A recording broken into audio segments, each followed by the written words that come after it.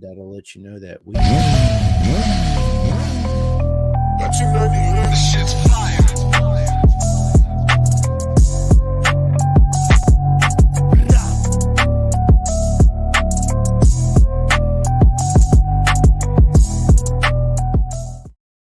What is up, everybody? Welcome to another live Pin to Gas podcast. And let me tell you guys, it's an absolute honor to sit down this Friday night with my man, Spencer Humphreys. What is going on? Living the dream. Thank you for having me on. Oh man, listen, the honor is all mine. Believe me, it really is. This is something that I love to do, man. Living the dream.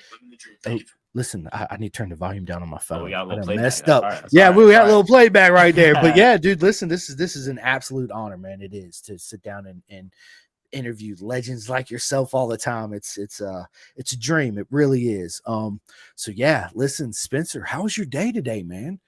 Day was good. Working at Scott Power Sports. Hit the sales floor a little bit. Made some sales. Made some money. Yeah, it was great. Great day. Yeah, you can't, man. Hey, I used to sell bikes, man, but in our particular dealership, it was hard to make money as a salesman.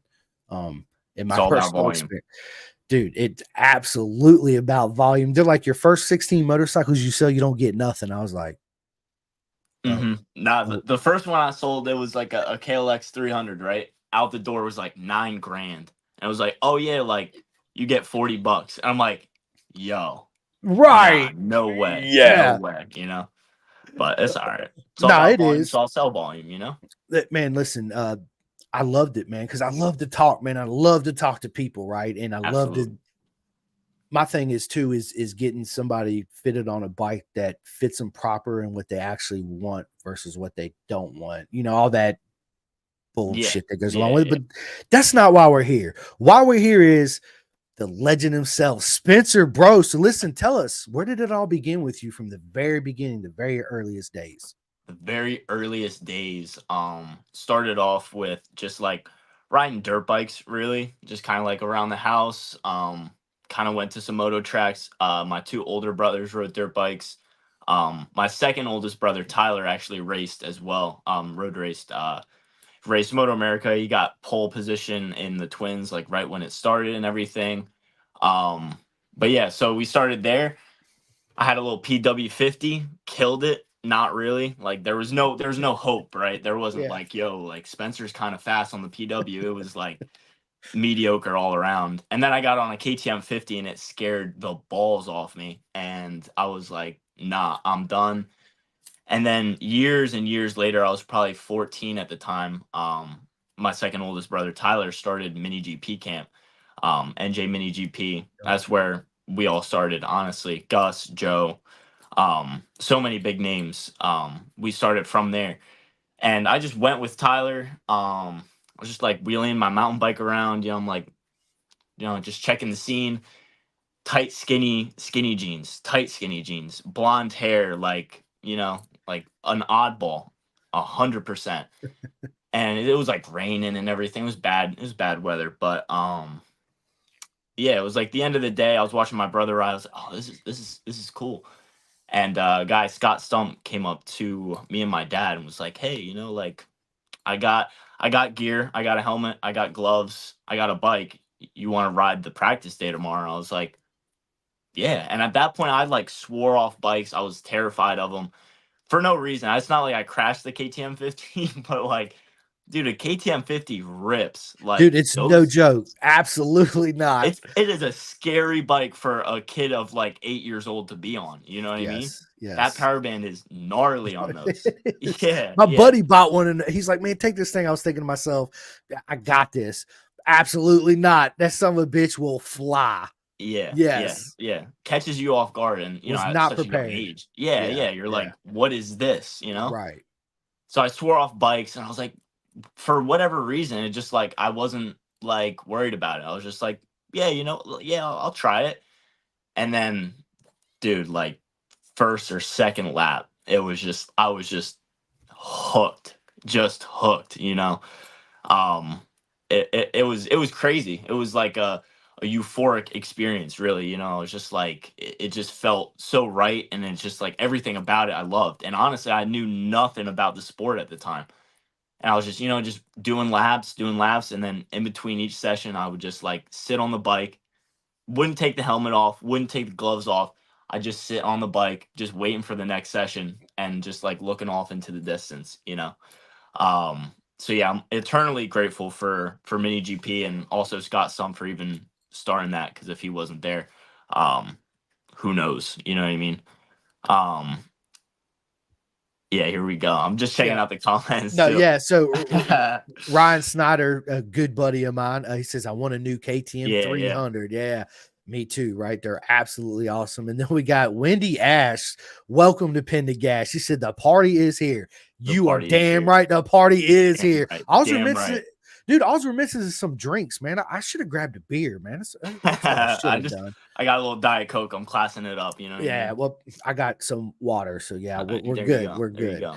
I'll lie and say it's vodka, right? So Yeah. there it is. And then we got Livingston Fontana. He said big dog since a It's a puppy. puppy. Benny the So, Butcher line right there.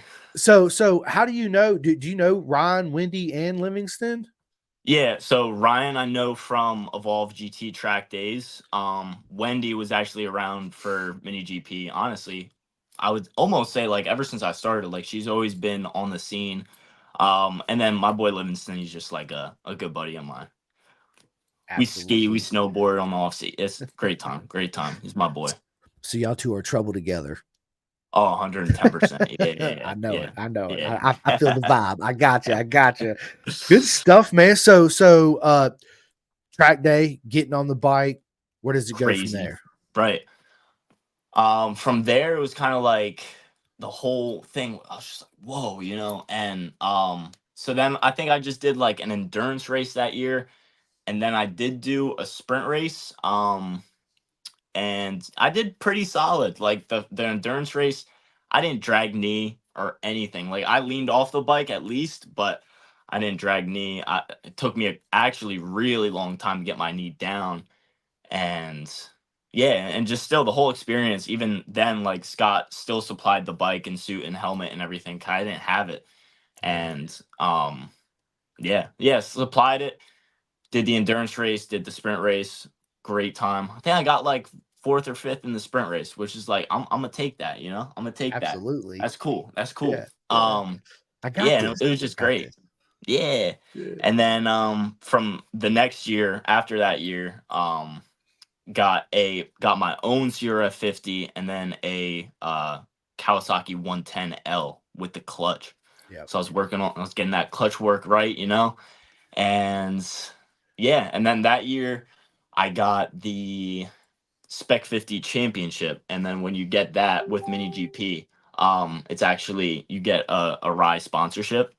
And that's kind of like what started the relationship with me and Arai, and Jeff at Arai, and obviously Bo at Arai as well. Um, yeah, so that's what started that.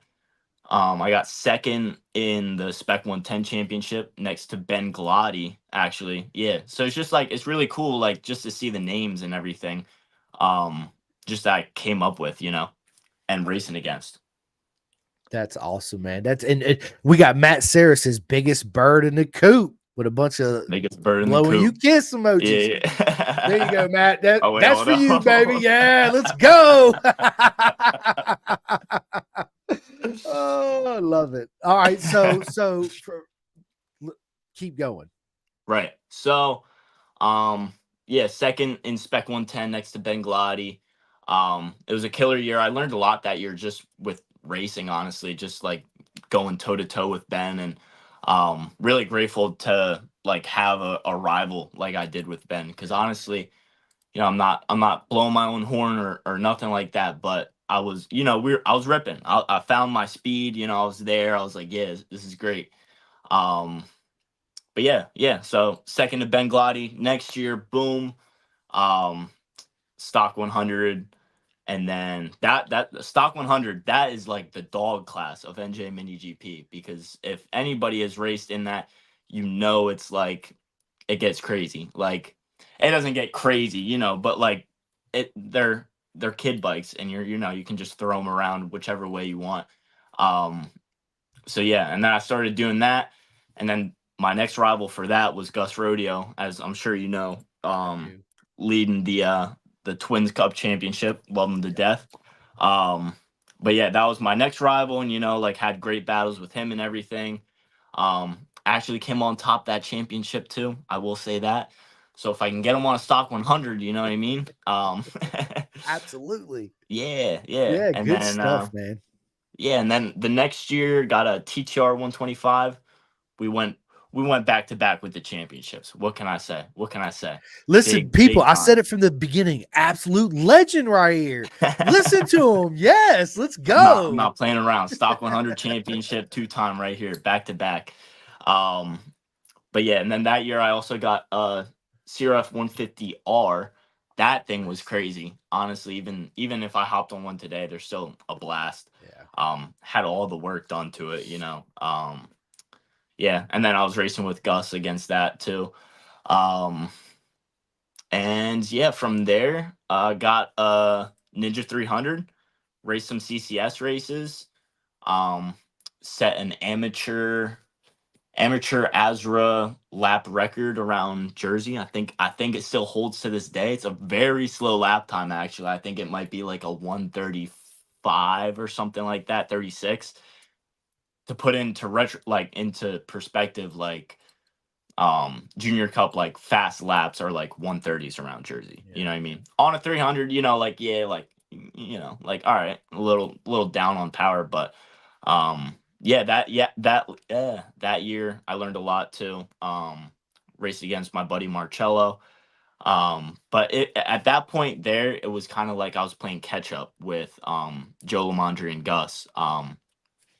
Because as I got onto the 300, they got onto the 400. You know what I mean? And Yeah. I was even behind too, even like the year before that, because everybody else was hopping on like Ninja 250s and just doing like track days. And I was like, yo, like, I was talking to my brother Tyler, and he's honestly just been like my manager, like my whole career, basically. Like like whatever he says, that's just like what we go with, right? I was like, yo, like, get me on a 250. Like, they're on 250s. Why can't I be on a 250? And he was like, "No, you're not ready yet, or like you're too small." Because Right. I didn't hit puberty until probably like the prime age of 17. So up until 16, I was like squeaky voice, 5'5", like Yeah. all that. So he was like, "Yeah, you're not big enough yet." Dude, like what the? Come on, like like I'm ready. I swear I'm ready. And I wasn't. And he saw that, and in the end, it all kind of paid off. But yeah, at that point, I was playing catch up. Me and Marcello were racing and everything. Learned some stuff there, and then from that point on, it's honestly such a blur. Honestly, such a blur. Because It's it okay. just it snapped It's like so that. dude, Yeah, so it's like, fast oh, it last year, does. yeah, I was on the Yeah. 300, but it's actually been like 4, and I can't even comprehend that really. Right. Um, but yeah, so from 300, where did I go? I think the year after that, so I was 18 at the time. Um, Year after that, sold the 300. Had plans of getting into the good old SV 650s. Shout out to John England who just popped in. Yep. Perfect timing. But what's it like to ride on an The R1? R1. Yeah, yeah. We'll get into that too. But uh yeah, so my brother and my dad were like, "Yeah, you know what? 300 is too little for you. You need a big bike. You need a twin. You need to get a SV 650." At the time, even then, I was like, "Dude, not a single part of me wants to ride this SV 650. I will diss on everybody out there, but in a respectful manner. I think the bikes are just, especially at today's standards with how many twins are being produced, it just doesn't stand a chance in any championship. Even CCS or Azra, Yeah. an R7 or a 660, or now the Jix 8er is gonna completely wash that thing.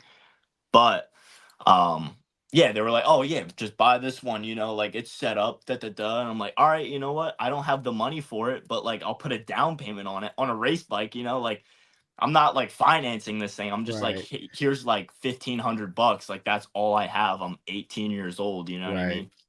Um, and then it was just like the summer hit, and this is like, oh, I still really don't have all that much money. Still can't get this bike. So then my brother Tyler let me ride his 650 just at a track day. And the only reason this is relevant is because of like what came after. Um so he had like a Gixxer 600, yeah. And then he had his 650 as well. So he let me ride the 650 at a track day with Evolve. I liked it. And I wasn't like, oh, this thing sucks. That was the fastest bike I had ever ridden at that point. So I was like, this is sick. Like I'm going so fast. So then almost high sided it actually because I like something with the oil drain or some like some oil got on the rear and Yeah. I had the craziest save last session of the day. Broke the windscreen with my helmet and everything. Kept on the bike. Had to change my underwear. It was it Yeah. was it was crazy, you know. But yeah, that was a good day. And then after that, it was just kind of stale for maybe a week or two. And then all of a sudden, I got a call from my buddy Anthony Mazziato, who was riding on Veloce at the time, and right there too, like he came up with Mini GP. So it's just kind of like a real close knit family, you know. And he hit me up and he was like, "Yo, like our buddy Max Toth, like who's riding in Junior Cup, he was like, he's crashed out, like he's hurt, he can't ride. Veloce's looking for a rider." And I was like, I'm getting this call right now. Like, like you just dream of stuff like that. So Right. it was just like crazy. I was just like, really? I was tweaking. I was like, no way, no way, no way, no way. And then yeah, I got in contact with them, Spiros and Nobi and everything. And yeah, it was absolutely insane. It was an absolute dream from the start, just because how crazy it was. Because I drive out to Pittsburgh, right, and I pick up like one of the mechanics, Kimmy. Shout out Kimmy if you're watching. Um, and yeah, I picked her up from the airport. I go to the pit, or I go to pit, and then I check out like the pit and everything. Yo, we had espresso machines. We had like fresh fruit. And the only reason that's big is just like you don't get that. You know what I mean? You're like I didn't pay for a dime, like not a single thing. Gas money to get up there, but that was it, you know? And I just like show up and it's like my first time on a 400, first time on Dunlops, first time riding at Pitt, first time in Moto America, like so many firsts. And I was just like, I was overwhelmed, honestly, but Yeah. obviously too, I was like, no, like, I'm supposed to be here, like I fought for everything I had, like up until that point. Like, I didn't have crazy stuff. I didn't have crazy records. I didn't have, but like stuff was coming out of my pocket. I was working two jobs at the time just to help finance it. So I was just like, wow, like I'm really getting this opportunity right now. Um, and yeah, it was killer. It was so insane. But yeah, kind of like a mediocre weekend until like race two, like race one, like I completely forgot how to race and I was just like staring at somebody's back tire who I knew I was way faster than. And yeah, and then like race two hit and it was just like completely different. I got a good start.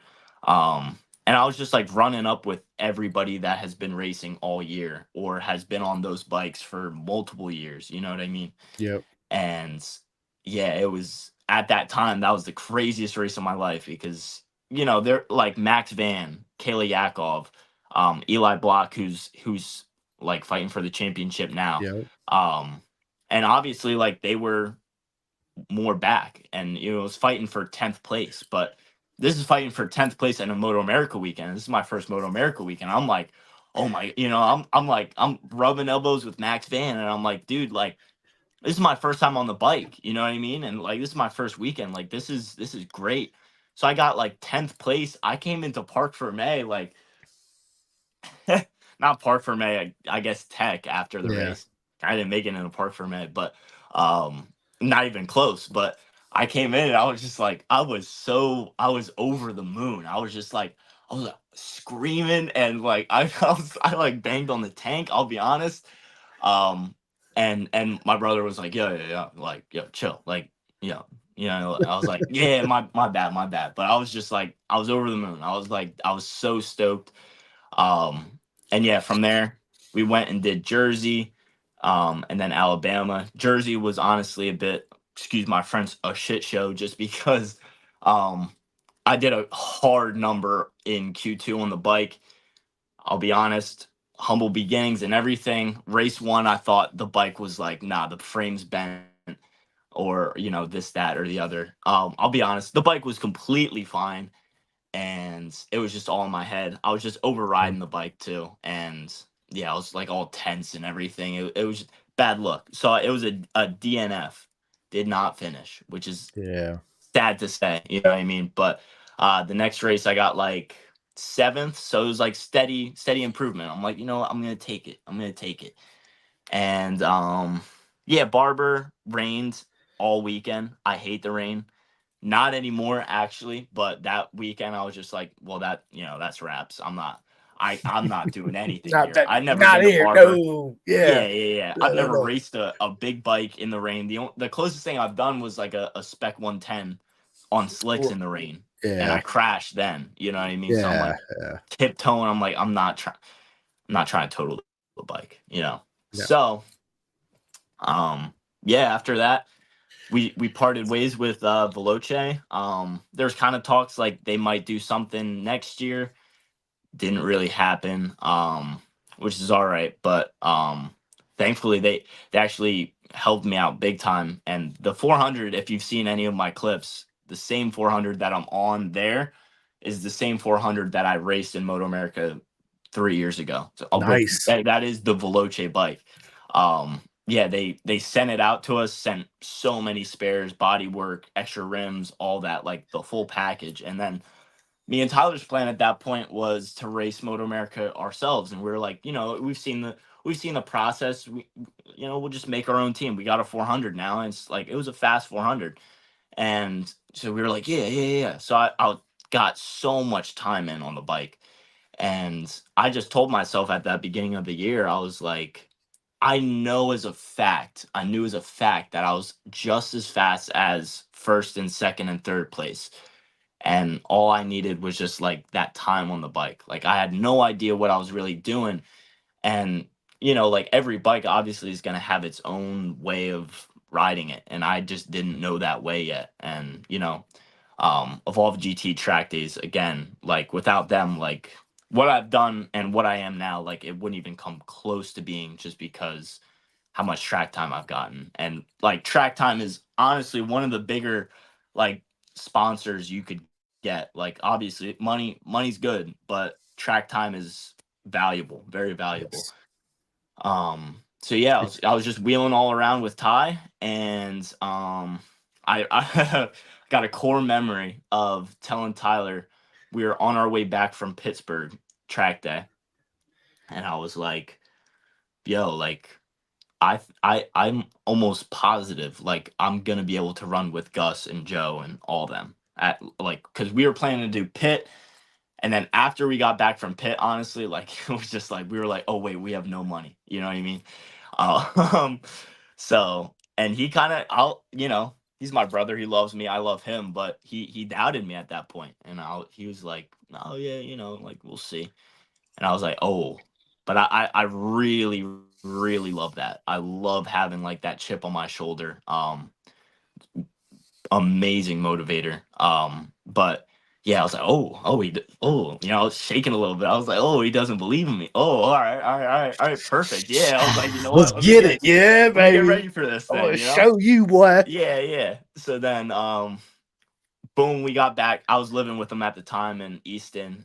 We got back to the apartment. We're talking numbers and everything. It was like, wait a second, like, how much money do you have? And I was like, hmm. I don't, I don't have much. And he was like, well, I don't have money. And I'm like, I see. All right. Yeah. So we're in a bit of a pickle right now. And, yeah, because dude, running, like creating a Moto America team is like, that's a lot. You got to get the pit shirts, you got to, tires, registration, Yes. the whole nine. Yeah. So and we weren't gonna do it half-ass. If you're gonna do anything, our dad always taught us, like, do it all in, and that's just how my dad is too. Like anything he does, anything Yeah. he touches, he's like All in. balls to the wall, My all dad's in. the same way. Yeah. Right? It's a Yeah. strong dad. It's a It strong is. dad. Yeah. Yeah. Well, my dad was a fighter pilot in the Navy. He did what Tom Oh, Cruise did in Top Gun, jets off the yeah, aircraft carrier. So yeah, he still is, no joke. If he says go out there and dig a fucking hole, you can cuss, no problem, right? Go out there and dig this fucking hole. It better be a hole, right? Like to right, right. his standard hole, not your Yeah, standard hole, and it better be done correctly, right? Yeah. absolutely. Absolutely, man. So Yeah, yeah, same thing. yeah. I So love it. then, yeah, boom. He was like, "Yeah, we don't have any money." I was like, And that night was tough. I was like, "Dude, what have I been doing?" Like, I'm living on my own. I'm like Yeah. paying rent. I'm paying for gas. I'm working. I was working a lot at the time, but like to put It's together a expensive Moto to America live. team, Yeah. yeah, Yeah, you on you, top you of got to that, yeah. live, and then Yeah. also you got to put a team together, and it's like, Yeah. you know what I mean. So he was like, "All right, well, I'll just." I think Mike Skronix, we just gotta make up like 7 grand, and like fork that over, or whatever number it was. And I was like, like I was kind of put off by it, because I was like, dude, I was so set on like having our own team, like Humphreys Racing, like it was Yeah. gonna be a yellow bike, it was gonna be Uh, something different, it was gonna be cool. I'm like, oh man, yeah, yeah. And then it couldn't happen. It wasn't ideal, but I was like, dude, I'm just gonna work my ass off, and we're gonna see.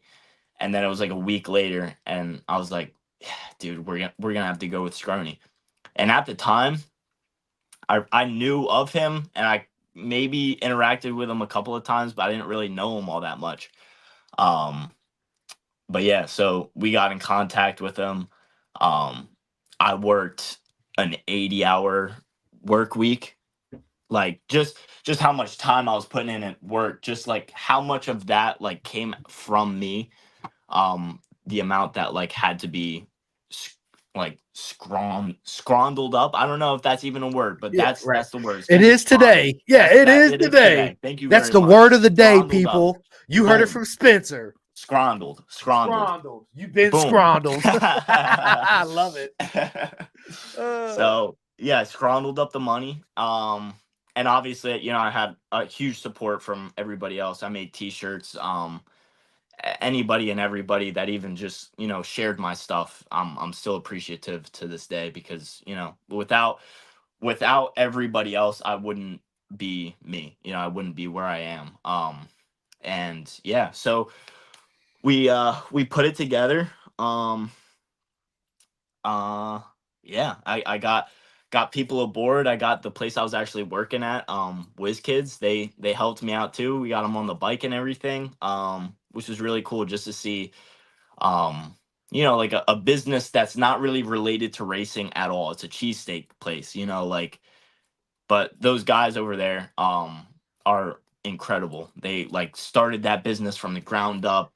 They have like 4 different restaurants. They've been through thick and thin, like had to shut some down, and they've reopened some, and all that. Super strong guys, and yeah, I love them all to death. But yeah, they just saw that I had a dream, and they just wanted to support, and yeah, it was awesome. So yeah, we get everything on the bike. We're doing it. Um, and then yeah, so it's boom, it's Jersey. We couldn't make pit. We're broke. Can't make pit. That's fine. We put it all into Jersey. But the weekend before that, actually, there was a CCS round. Gus, Joe, and Kayla. Those were like the 3 heavy hitters that were riding that CCS.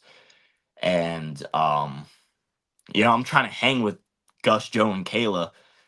For whatever reason, my 400 just wasn't getting the job done, or I wasn't getting the job done. And I'm like, a little bit on edge, because I'm like, oh, dude, like these are the people I need to be with if yeah. like I want to do what I want to do. And before going into the weekend, I'm like, I did not just work as much as I've worked and take as much people's money as I've taken to not like do a podium. Like, this is my home track. These are people I've ridden with like my whole entire career. I've beaten them before on different bikes, so why can't I? That was like my main quote in my head. Like, all right, so Kayla Yakov did it, right? She got a podium. She got a win. Why can't I? Gus Yep. did it. He's leading the championship. Why can't I? Joe did it. You know, like, why can't I? That's like what I've told myself repeatedly. And yeah, so we go into Jersey after CCS being a little shaky. I was like, not really there with the lap times. I was doing maybe like some 33s, and Moto America pace, like I said, it's going to be 30s. Yeah. And I knew that, So we go in, first practice, super cold. Jersey sucks. It's really bad. It's really bad. And it was like marbles out there, but I think Yeah. I still scrondled up. I scrondled up a 33, right? Yeah. Or whatever lap time it was. First practice, it's not like people aren't going crazy, but it was Gus, Joe, and me. Or I think I might have even been second, right? And just boom right there, perfect way to start the weekend. I was like, all right, like, oh, like, all right, like, yeah, 100%. And I remember Gus came up to me after it, and like, we're supportive. We're not like, oh no, but Yeah. once the shields drop and the flag drops, everything else changes. But like, off the bike, best friends, Yep. and he comes over to me, he's like, yeah, dude, like, that's what I'm talking about. Like, 1, 2, 3, like, let's do this, because we talked about it before the weekend.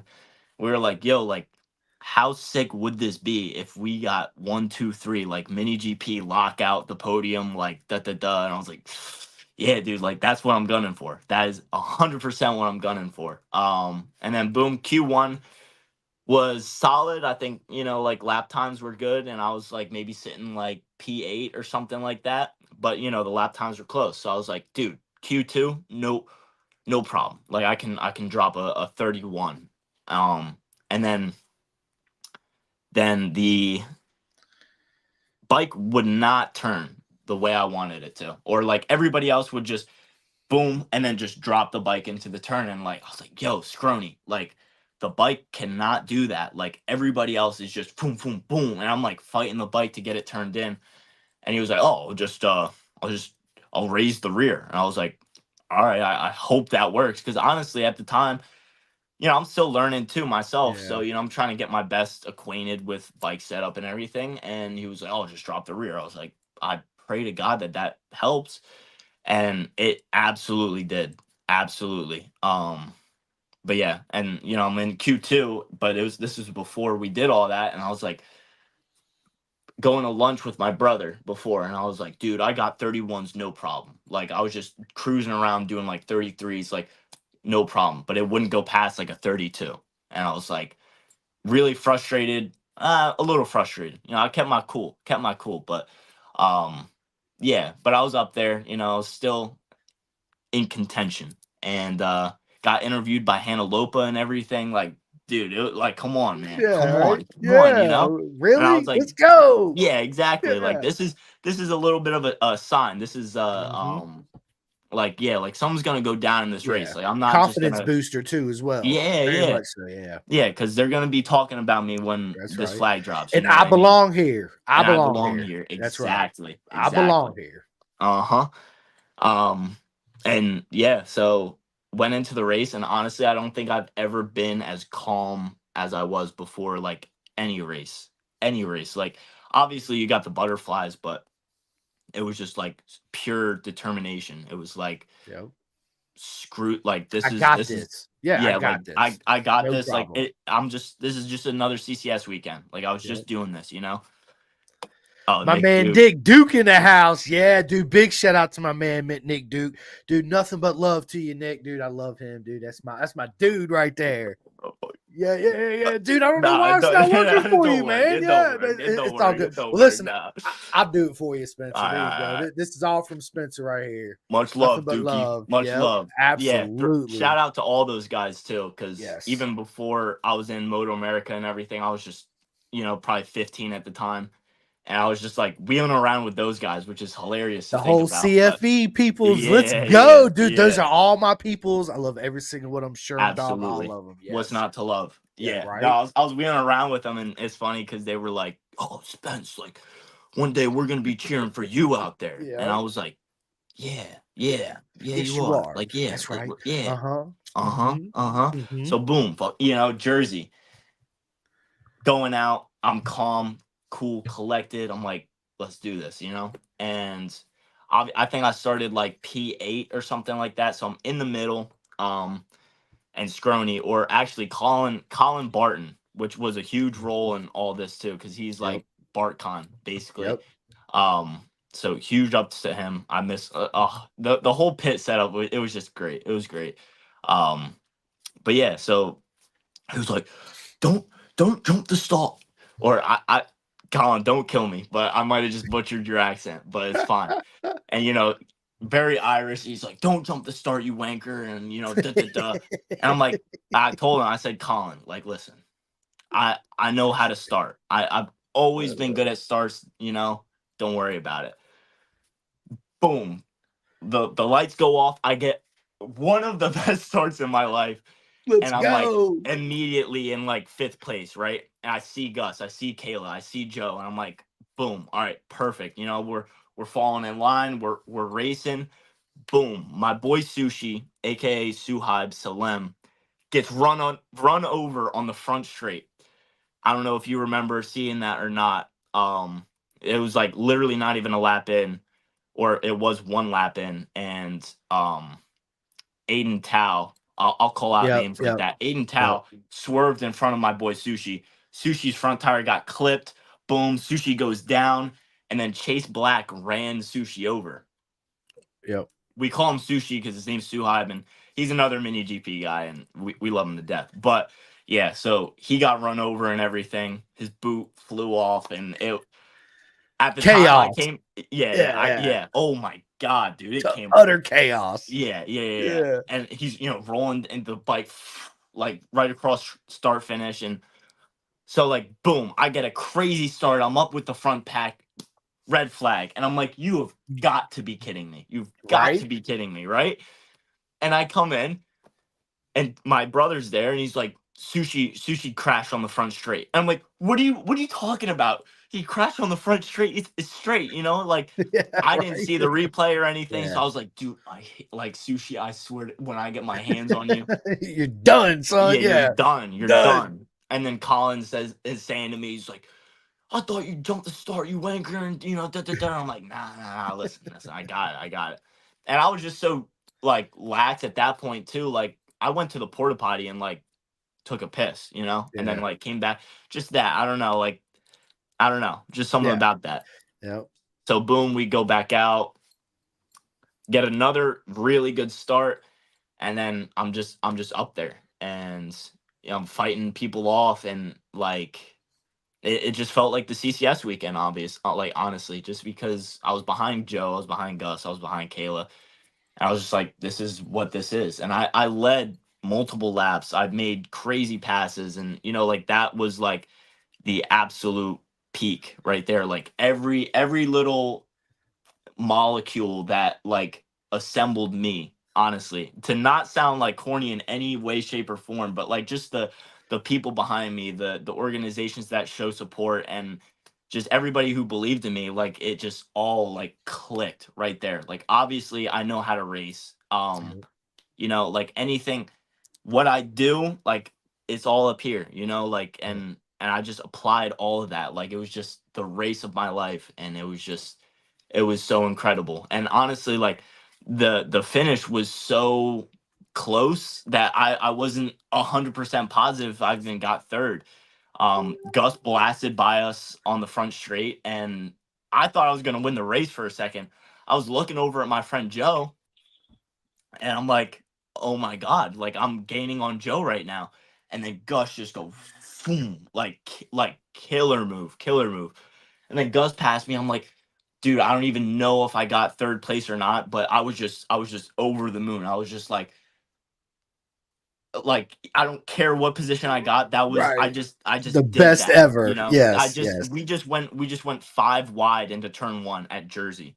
At any other track, that's fine. Like that's all right, cool. But like Jersey is, especially Jersey or 2 years ago, was like in Right. tatters, Yes. patches everywhere, bumps everywhere, not that grip, all that, and it was crazy.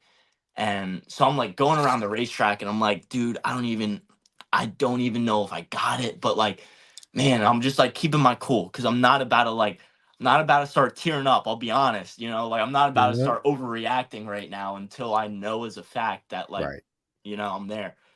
And I come into hot pit and Colin was standing right there, and you're just like this, like come here, And then I stop and I like open up my visor. I was like, "What's up?" And he's like, effing third place, lad." And then like, we just boom, and then just gave me like the biggest hug, and like it was just waterworks from there. It was just waterworks because oh my god, like the amount of effort that I put into all that, and yeah, I came into Park for May, and just even that alone, like coming into the pits, and you're not going to Tech, you're going to where the big dogs Staying are, up. Yep. yeah, I get the and champagne, bitches. yeah, like Yeah. yeah, like crazy, and I'm like, I'm rolling through, I'm like, there's no way this is happening right now, and the second I got into like the line, in like to get in where it's all gated off and everything, the biggest swarm of people I've ever seen in my life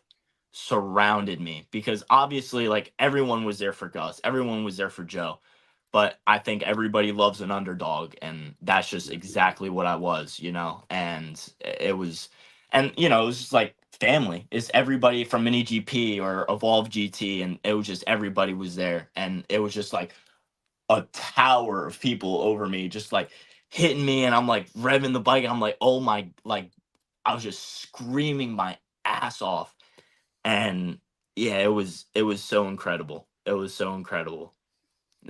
Like the best day of my life. You know what I mean? Love it. And yeah, and then like hugged my brother Todd. Oh my God, the waterworks were flowing. I'll tell you what, because God, um, yeah, like hugged my brother Tyler, and I was like, dude, like we got. I said to We him, I was did like, it. we got the Humphreys name in the Moto America books because he got pole position in Twins Cup, but then it rained, and Yeah. we're not us Humphreys aren't big fans of rain, and yeah, so like that was that, and just to like really stamp it there, like podium, like interview, all that. Yeah, it was insane, insane.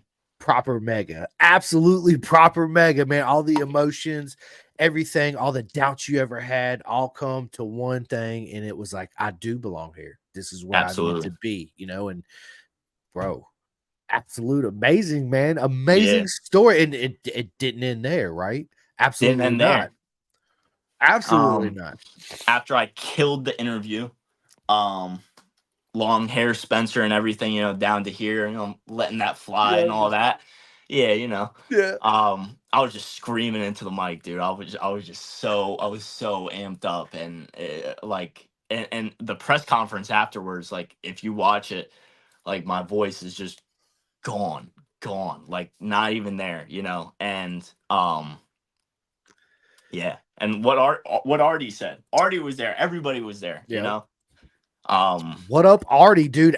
what Absolute is up? legend, baby. Yes, dude.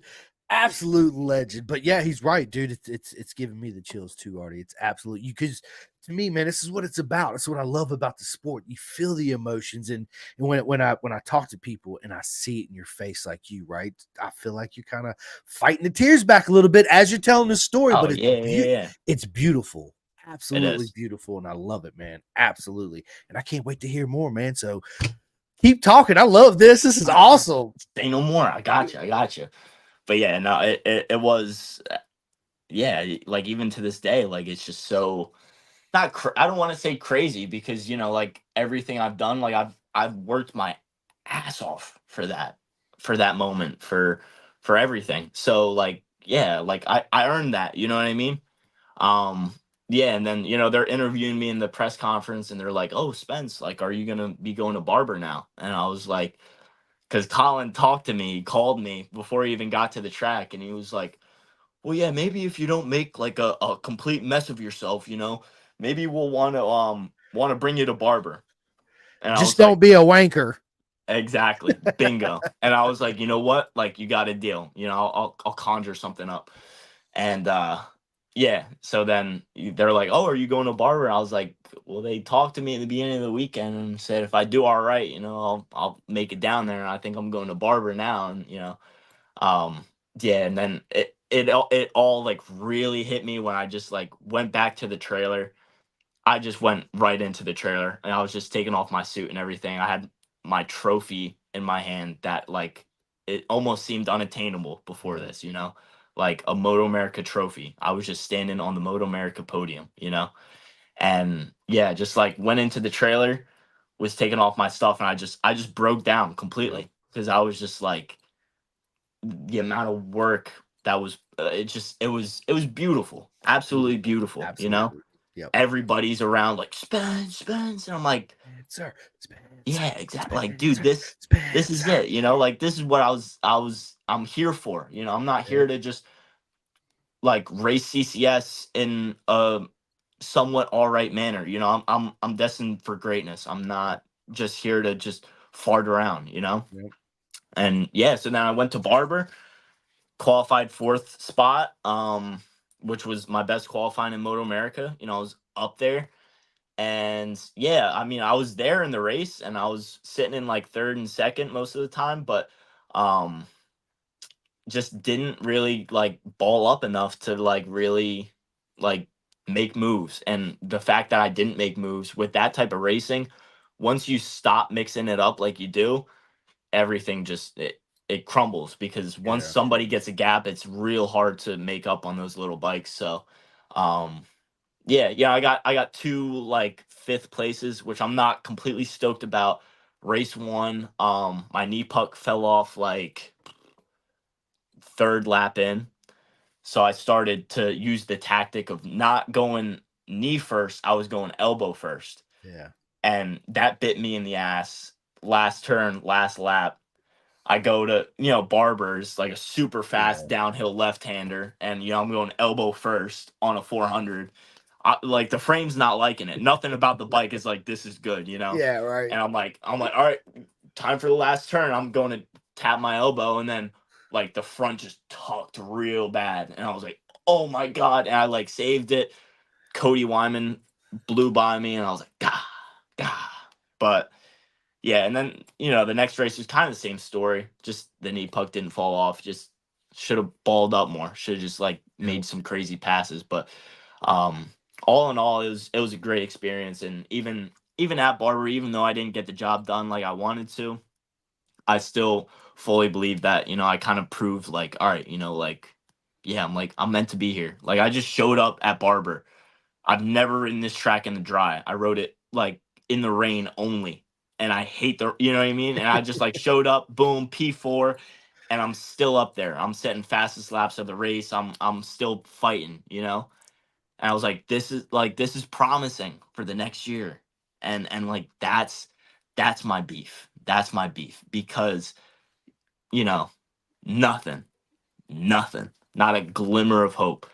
Um for the next year. And like you're up there, you think like at least somebody will reach out. I've tried reaching out and everything, but like also like somebody's bound to be like, oh hey, like this kid just showed up and like did pretty solid. You Right. think like, all right, yeah, like throw him a bone. Like obviously it takes money. And like whatever it takes. Like if you need me to come up with 60 grand, I'll sell my body. I don't Right. care. I do not care. Right. I'll do Right. whatever it takes.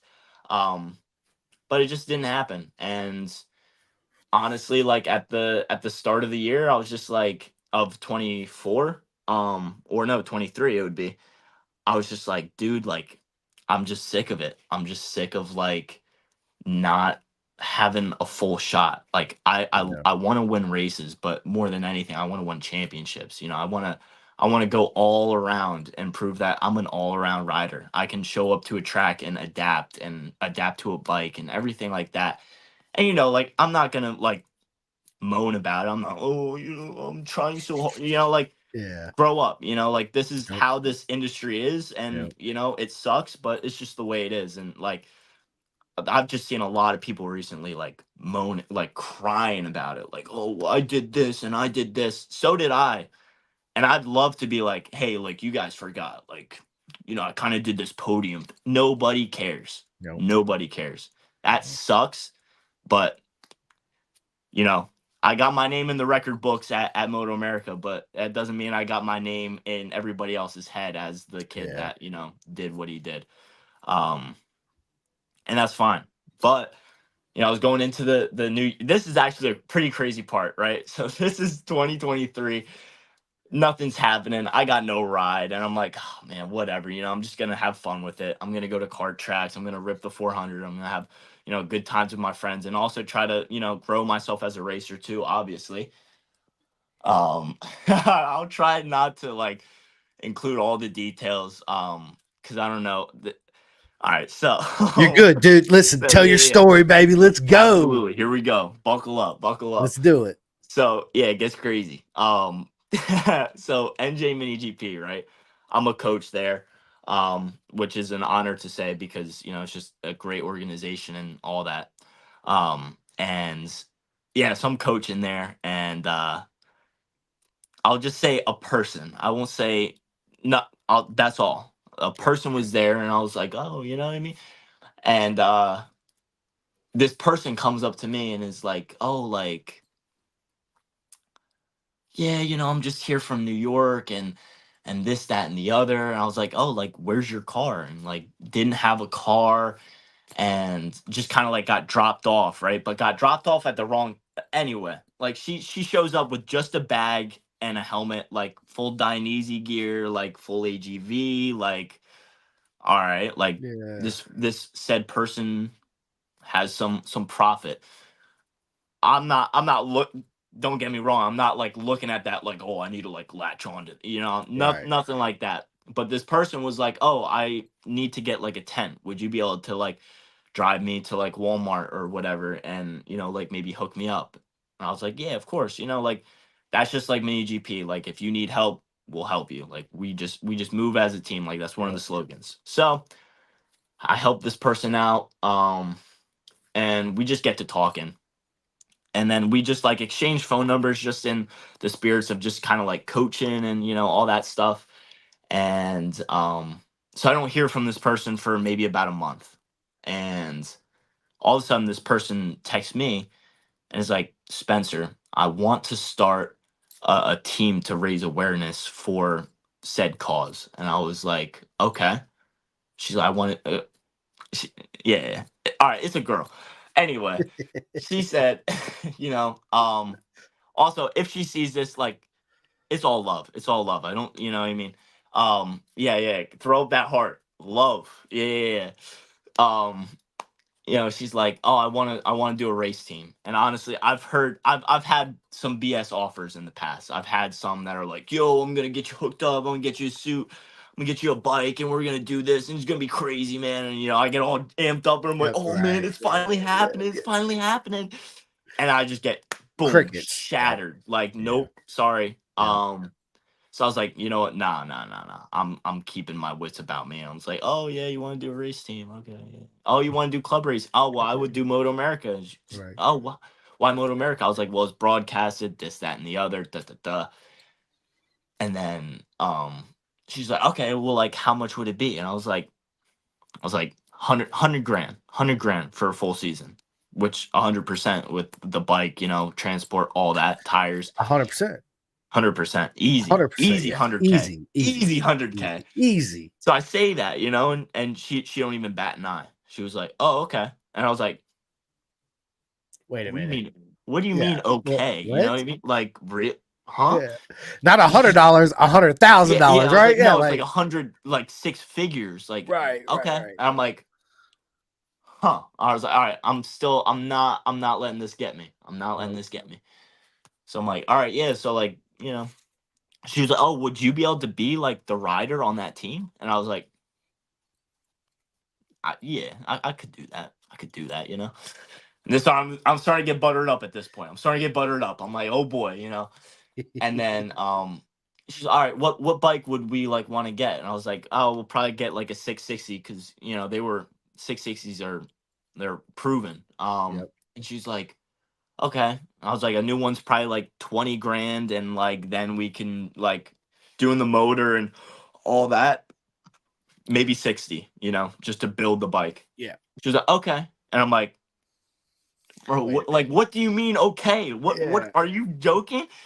Anyway, so I'm like, bullshit. I'm not feeding into this, And then boom, she goes, what's your Zell? And I was like,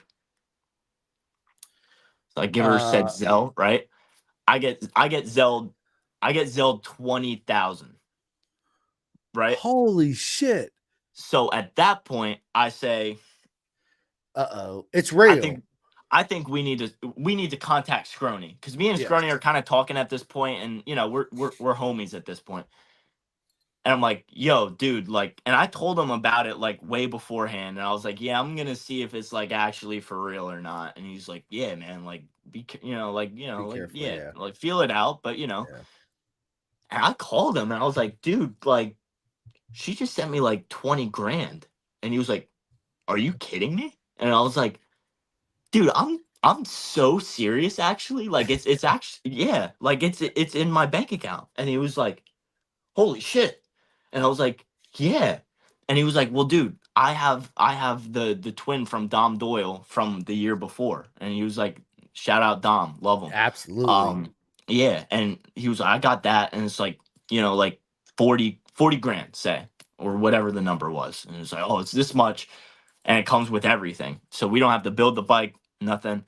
And then I was like, oh, can I get you as the package deal? And he was like, yeah, we can work something out. And I was like, let's go, sick. Yes. So boom, she buys the bike. She, I ended up sending that back, and, cause we just went a different direction with Scrony. Buys the bike, boom. And I'm like, what's happening, And then the next day I get a call from Scrony, like, yo, you want to go down to Summit this weekend? And I was like, yeah. And he was like, well, yeah, she's paying me to be down there, so you better come. And I'm like, what? Okay. I'm like, I'm gonna need tires. And he was like, talk to her. And I was like, okay. And I called her and I was like, yo, I'm gonna need 4 sets of tires. And she was like, all right, how much is it? And I was like, what is happening right now? Right. So it's like 2 grand for tires, I was like, oh, it's this much. She's like, all right, send me the guy's PayPal. I'm like, oh my God, you got to be kidding me, right? You're like, what? What? I'm pinching myself, dude. I'm like, this is not happening right now. There's no way. Yeah, and I was just like, wow. So I go down to Summit. I ride the bike, fresh tires, and then she's like, yeah, I think we need to get you a new suit. And I'm like, yeah. Yes, we do. Yeah. She's like, what do you think about dying easy? And I was like, can I think about that for a minute? Yeah, let me just think about it. Yeah. No, okay. Definitely dying easy. You know what I mean? And yeah, she was like, how about a custom fitted one? And I was like, oh, no. You gotta be lying. Right. You gotta be shitting me. And yeah, and then she's like, yeah, we'll get it custom fitted, and then we'll get the patches on it and everything. And I was like, yo, you there's what? So I go up to Manhattan with her, and my brother Tyler, he works down at the car club, and this whole I'll just quick little snippet. My brother works at a car club, so he rents out our sells memberships for said car club. This car club, they got a McLaren 701. Badass. $250,000 car, you know what I mean? I'm like, yo, Ty, can you drop me off at Dying Easy in the McLaren? Sure enough, that happened. Woo! What? Oh my God, dude. Not to even be like that, but I don't know, dude. Just showing up to a Dying Easy store and open up the butterfly door. Yes, sir. Everybody from the Dying Easy store walking out, what's going on? And I close the door. I'm like, yeah, I'm here for a custom suit. What's up, So I'm getting fitted and everything. Dude, it was just such a rush, right? And yeah. And then the next weekend, go back down to Summit. I set a new lap record for the twins down at Summit, second time on the bike. Things are I smashed the previous lap record, not to even be like that, but that's what it is. You heard that, so smashed it. Yeah, I'm on cloud 9, and she's happy about it. She's like, yo, you just showed up and really performed, like good on you, Yeah. you know? And I'm like, yeah, yeah. And as the year like kind of progressed, things started getting little weird, you know. She's starting like talking like pulling out, like, oh yeah, I don't know if we should do this. Or, you know, and da da da. And I was like, and Scrony told me wise words from him. He said, if something's too good to be true, it probably is. Yeah. So sure enough, I'll cut the story short just because it's just like some BS. But yeah, she just blocked on everything, no trace of her.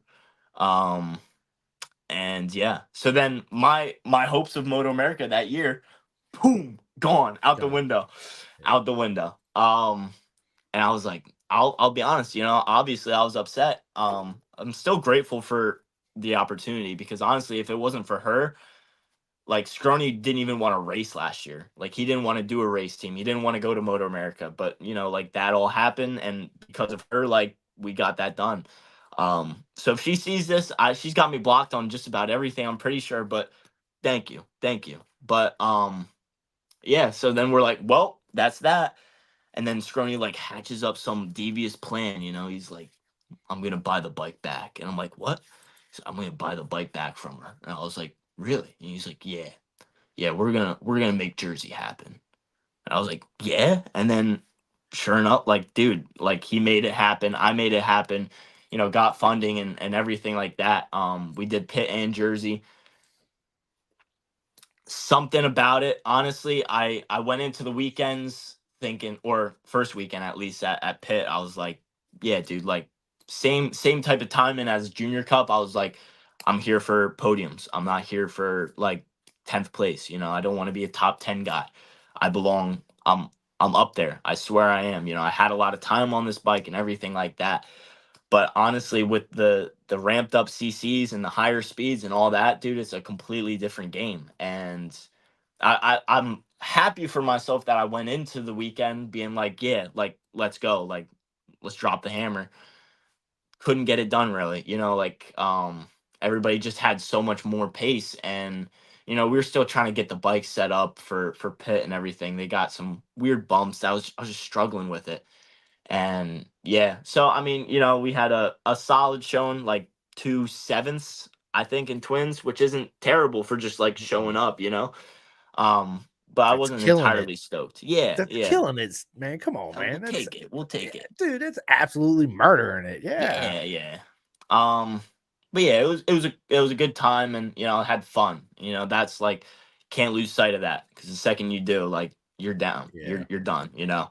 And then we went to Jersey. We got one morning practice session that was like 40 degrees outside, and I've never seen Jersey as bad as it was. It was like I was on ice skates, like literally, like the bike was straight up and down, and it was moving out, and it was like, what is happening, you know? Right. And then we just had Q1, and then Q2 it rained. So Q1 it was just like, now's your time to like get these fast laps.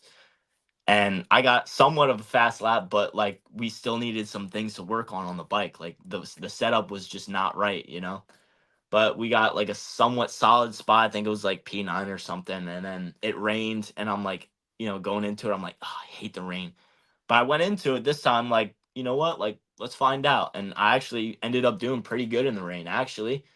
And then I like almost ran off in turn one. Jersey in the rain, puddles everywhere, you Oh, know, all dude. that.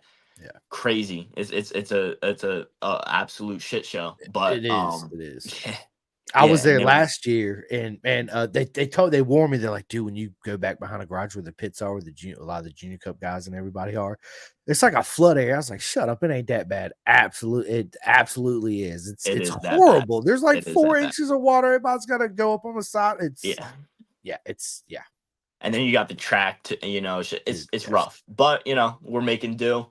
Almost run off in turn one, but you know, I'm like carrying a solid pace. You know, I was actually sitting in P4 for like couple laps, and that for me, like I don't like the rain, but right now I'm liking the rain, you yeah, know. I'm loving it. And Yeah, I'm like P4, like all right, yeah. And then you know, like everybody started getting more and more pace, and I'm like, all right, this is fine. I'm getting past, but some people were passing me. I was like, this guy's gonna crash. I know this racetrack, right? Boom, person crashes. I'm like, all right, there's one. Another person. All right, there's another. I'm just like, I'm playing. This game survival here. This isn't. I'm gonna win the race. Yeah. I'm gonna survive this race. All right. And I barely did because the last turn at Jersey, fast as hell. Yeah. I hydroplaned before tipping in, and I'm like, oh my god, right? And I'm like trail braking into turn 12, which just like anybody who's ridden the track, that's crazy. Maybe Wendy Ash has done that. She rides an R3. It's kind of fast for her. Anyway, um, yeah. So I like hydroplane. I'm like trail braking. I'm like, oh, I can't do this either. So I'm in the grass, and I'm like, oh, dude. I was sitting in maybe like P6, which I'm taking that, and I ended up like crossing the finish line in the grass because from turn 12, like I wasn't about to merge back onto the racetrack where like people are flying by in the wet, So I'm like, and then you're used to the speed and everything. When I first touched the grass, I was like, oh man, like all right, and I was like, oh wait, I'm doing like 60 miles an hour right now, And I'm like, oh wait, yeah, I'm going fast. That's right, and I'm like all over the place, like tank slapper, tank slapper, tank slapper, and I crossed the line in the grass. And yeah, I come into the pits, I'm like stoked on that. And I'm like, did you guys see that? And they're like, what? And I'm like, you gotta be kidding me. You gotta be kidding me. Nobody saw it. Um, but it's fine. And then the next day was mixed conditions, and I've never ridden in mixed conditions before, and it was honestly mind melting. I Yeah. Obviously it's two different types of riding, like you gotta adjust like that, but like it just completely threw me off. Like in the wet, I was riding like it was in the dry, and then I was like, "Oh wait, I can't do that." And then in the dry, I was riding like it's in the wet because the rain tires just are they flex obviously way too much. They're Yeah. super soft, and it just killed me. And yeah, I did not have a good. And there was like 4 red flags in the race, and Yeah. it was rough. But wasn't stoked on it. But I was like, you know what? I kept it on 2 wheels. I didn't total the bike. I don't have to pay anymore. We survived. Da da da. And now we're here. So, yeah, Bro, proper mega story, man. That was proper mega. absolutely yes, dude. That was absolutely amazing. I was dude, I'm lost for words right this second, dude. It was good stuff, man. Yeah, so let's say 2024. That you don't have any solid plans right now? Well, so actually, me and Scrony are back. We are in fact back. That's right. Honestly, I don't know. Like me and Scrony are kind of turning into like a pretty strong duo at this point. I love him to death, dude. He's such a great guy, and um, I always say too, like if we were born at the same time, like Scrony, I think he's 50. He's in his 50s, maybe 60s. And yeah, I was like, dude, like if we were born at this, like we would be best friends. Like we're already like real close friends, obviously. Like we send each other music. We like the same music, and like we rock out. You know what I mean? Like we're on the way to the racetrack and we're headbanging, and we're laughing. It's such a great time with them. Yeah.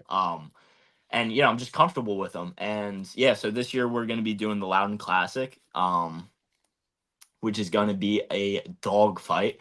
Yes. And I'm honestly so uh, obviously again, like you're gonna have that butterfly feeling. You're a little nervous and everything, but honestly, I'm not scared to grit up with PJ Jacobson or Brandon Posh or honestly anybody else. I'm stoked to do it because that's the best in the country. Like obviously Junior Cup, best in the country, yeah, but like those are riders that are still honing their skills. Like these guys, PJ Jacobson, proven rider, has literally done the Suzuka 8 hour and Yep. podiumed. Like Yep. world class, like Tyler Scott, an BSB. He raced animal. in BSB too. Yeah. Correct. Yep. Yeah. And Ty Scott, I've always Legend. hung out with him. Yeah, Yeah. we're real close buddies. I actually saw him yesterday. Did Came you? into Scott Power Sports. Yeah, yeah, yeah. No, but me and him are super cool. But obviously, he's an absolute Yes. dog on a bike. Um, and yeah. So I'm super stoked about it.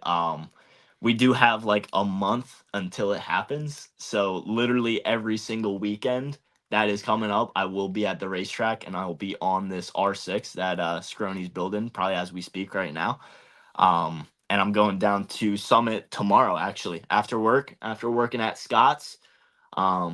We're heading down there, and it's going to be my first time on an R6, so I'm pretty stoked about it. Nice, man. I'm Yeah. fucking pumped for you, Spencer. Dude, this is awesome. So how far are you from West Virginia? Summit Point. It's actually not too bad. I think it's like 3.5 hours. And where exactly are you at again? You're in Pennsylvania, right? Yeah, I'm in the Okay. Poconos. Okay. Yeah. See, I'm from Roanoke, Virginia. So I think Summit for me is about the same. 3 hours away. Yeah. 3.5 hours away. Huh. Yeah. Man, dude. Well, we need to hook up. That's what we need to do. I need to meet you at the track. Do you ever find your way down here to VIR? Dude, oh no, we're definitely Scrony's pretty stoked on that too. Yeah, we're definitely going to VIR. When you come into VIR? Hmm? When you come into VIR? Whenever CCS is there. Okay. You let me know. I will let you know. I will meet you there that weekend. We will do some live podcasts there the whole weekend. Oh, that'd be cool. That'd be cool. Dude, we will have an absolute mega time. Dude, I'm an hour and like 10 minutes down the street. So it's not far from me at all. Yeah. Yes, yeah. I get up early in the morning, drive down there, meet you there, hang out all day, drive back, sleep, wake up, come back down, and yeah, the whole weekend, man. We'll make it happen. Beautiful. I can't wait, dude. I'm stoked, dude. I'm so happy for you, Spencer. Dude, let me tell you something. Your story is absolutely amazing. It's pretty crazy, right? Yes, for the age it of, is. For 21, like I've seen some really crazy stuff. You know what I mean? Absolutely. It's it is. So I want to go back to what John England. What's it like to ride an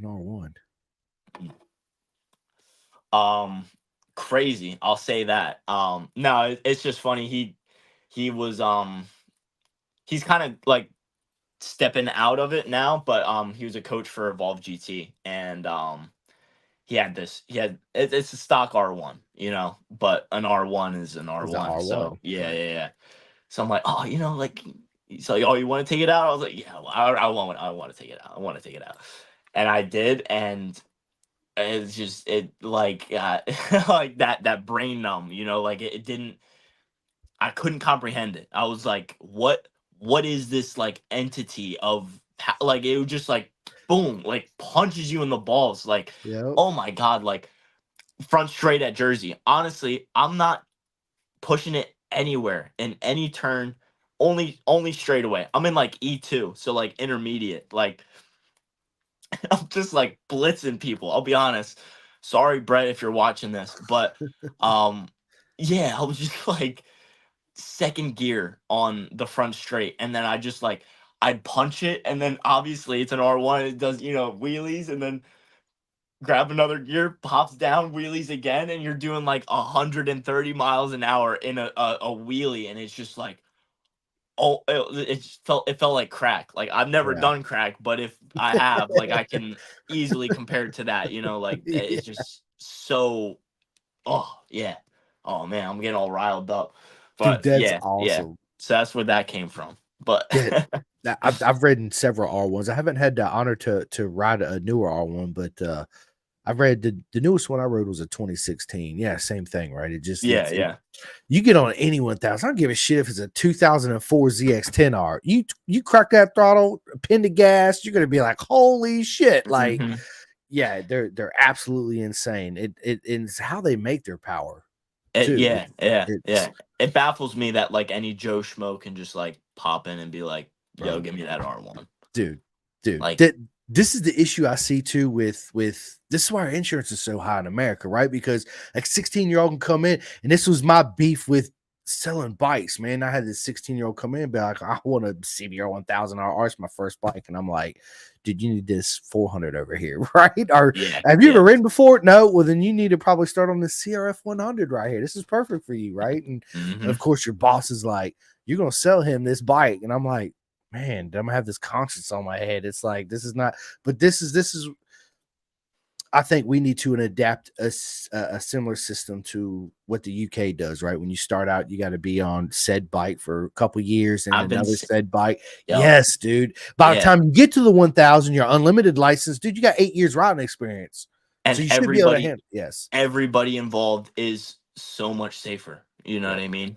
And yeah, it sucks. Like, yeah, this is America. Like, yeah, I'm gonna drink a beer and drive Right. my truck down the road. But Yeah. like that that that safety thing, like these bikes, yeah, like you don't have anything around you. You got like 180 horsepower at your disposal, and the thing weighs 400 pounds. So like, no, It's mythic. like, Yeah. yeah, Yeah. yeah, Yeah, dude. It's. I agree, man. Me and you can go into this whole spiel about that whole thing, but it is, yeah, man. It's yeah, something that part of the industry is what me and you was talking about before we went live that needs to evolve and a change in a big way for sure, hmm, right? And me personally, I see the future of the super bikes going away from 1000s anyway, and I would love to see them bring back, dude. Who wouldn't love a brand new ZX7RR, a new YZF 750R, yeah, right? man, Bring yeah, back that. Well, MotoGP's cutting back, right? And Yamaha's not really yeah. making R1s no more. You can't really buy a new CBR 1000. You can, but they're slowly They're not dying. around. The No. leader bikes are going out. Yeah. Yeah. Hence, you got the GS8R that is racing, and you got the 59 racing the 600s and all that stuff. So I see him downsizing, which yeah, you lose some power, but still, even the 750s back then, the Muzzy 750, I'm sure they were still knocking 180 at the back tire, Yeah, yeah, yeah. right? And that's still holy shit It's pretty fast. crazy. Yeah. Right out of 750, yeah, and then Ryan Yeah. Snyder said KTM 790, yeah, or the new 990 KTM, and this is something that kind of baffled me, right? I'm just going to spill this real quick. So KTM, they had the RC8R, which was a beautiful machine, and then they come back and they say, well, we think 1,000 is too much for the street, so we're going to take the superbike off the market. But yet, here's a KTM 1290 Super Duke R that's got 190 rear wheel horsepower, and And it's they're yeah, 1390 now too. It's bro. nuts. Right, It's right. nuts. So you Yeah. you take the super bike away, but you make a super naked super bike, Just like, right? Like, yeah, yeah. what are you talking about? So Absolutely. yeah, it's yeah. I just me personally, I think a 1000 is just way too much for the street. You It know, is. It is. it It's a is. purebred race bike. Honestly, like whatever It is. brand you go for, like It is. Yeah. I I mean, mean the it's. R1 especially, but like, I it's mean, I crazy. ride my street bike. One of my dream bikes. So I bought a 2003 RC51 like 7 months ago with less than 16,000 miles on it. Wait, is that what I'm thinking it is? The art, The what Nikki Hayden won the championship on in America Oh, in yeah, '04. yeah, yeah, yeah, yeah, yeah. Yeah, yeah. Dude, that's sweet. That's It, sweet. it is. It's 1,000 cc V twin, but a brand. I tell people that, and they're like, "Well, you say thousand." I was like, "But this thing right here, it's a pig. A new 600 would wax its ass, right? I mean, let's just be Yeah, yeah. honest." But I didn't buy that bike for that. I bought it for what it is. Absolutely. It's a badass fucking bike. RC51. That's all you got to say, right? Um, yeah, so I ride that on the street, and I got a 848 Ducati I do track days on, which it needs a Okay. motor, so I need to Oh, actually. So this was it, Spencer. So I had the money for the motor for my 848, and right. then I come across the RC51. So she You're like, won my heart, right? So it was one or the other, right? So now I'm yeah, kind of in a dilemma. I'm like, well, now I'm kind of fucked because I yeah. need my 848 if I want to do track days, and I really don't want to track my RC51 because parts are so hard to find and all that good shit. Yeah, So yeah. I've really been debating on selling it. I'm not even gonna lie. I kind of hate to do it, but if I want my 848 back, like now, I'm kind of impatient in that way, right? I'm like, I kind of Right. want it now. I could sell it, and then within 3 months, I could be back in action. Yeah, yeah. So yeah, and then I got a CRF 100 that I love to ride, and I got a little CRF 50. So yeah, it's a lot of fun, man. Yeah, dude. It's good stuff, man. Good dude, Spencer, bro. I'm so glad I reached out to you. I'm so glad we had this conversation. And listen, Absolutely. this is not something that I want. I'm not a wham bam. Thank you, ma'am. This is something I want to do, continue for this whole rest of this year. Matter of fact, I would love to get you on this and follow your whole career, right? Yeah. We could do it several times a year. Get you on here and shit, dude. You know what, dude? If you ever wanted to come on and be a co-host with me sometime and do That'd some be cool too. interviews, yeah, Yeah. I'd give you that option too. Because then you do, I do BSB riders, TT riders, and all that. So yeah, you can come on here and and just giving you different options, right? I think it's cool. It's something that I love to do with guests because it brings a different perspective. Plus, it makes the podcast unique in a way. You got a racer on there interviewing other racers, right? Because you have questions and stuff that I might think of, but you're definitely gonna, and you'll come at it at a different angle than I'm gonna come at it, right? And Yeah. it pairs well together. Plus, I think our personalities and all that, yeah, I think it'd be a proper mega show, as I always say. I So think yeah, it's a good match. It's a good match. absolutely. So we will definitely make that happen. But bro, this is awesome. Wendy said yes, co-host. Let's go. Yeah. Ryan Snyder said Big Pig. It is. It is. But man, dude, my RC51 sound, dude. It's got I don't have the dual exhaust. I got the single exhaust. Was the damn it, the Jardine. So what I did, my buddy had an Aprilia Tuono, which, oh my god, I fell in love with that bike. Dude, they sound so good. They do that. They do that to people. So he bought a full Graves system for it, and when he went to sell it, he's like, "Dude, I want you to put the stock, because I'm a motorcycle mechanic, went to MMI, blah blah blah." So he's like, "Hey, I want you to put." I said, "Okay, get header gaskets out, throw the stock on, all this, right?" So I said, "What you gonna do with the exhaust?" He's like, "I don't know. You can have it." And I'm like, "What the fuck am I gonna do with this exhaust?" Right? And I was like, "Well, look, tell it out. We'll just put it on eBay and we'll sell it." He's like, "Well, why don't you just take the slip on off of it, the can, and put on your RC51?" And I was like, "You know what? I'm gonna try that." So I bring it home. The pipe diameter fit, but the way it was shaped, I cut the end of it off, right? Yeah. Not the pipe, but the way it was shaped and to fit Right, onto yeah, the mid yeah. pipe. I cut that whole titanium section on, flit right on, dude, and now it sounds like a V, dude. It's badass, It dude. works, It sounds yeah. so good. Yes, dude, it sounds so good. Absolutely sounds so good. So every time I go out there, I'm fired up. I'm like, oh my god, listen to this thing, it sounds so good. But yeah, it's crazy. So yeah, Spencer, you could take, like, let's say a Grace full system. Let's say it's a 2.25 inch can. You can buy any 2.25 inch cans, gonna fit on that header.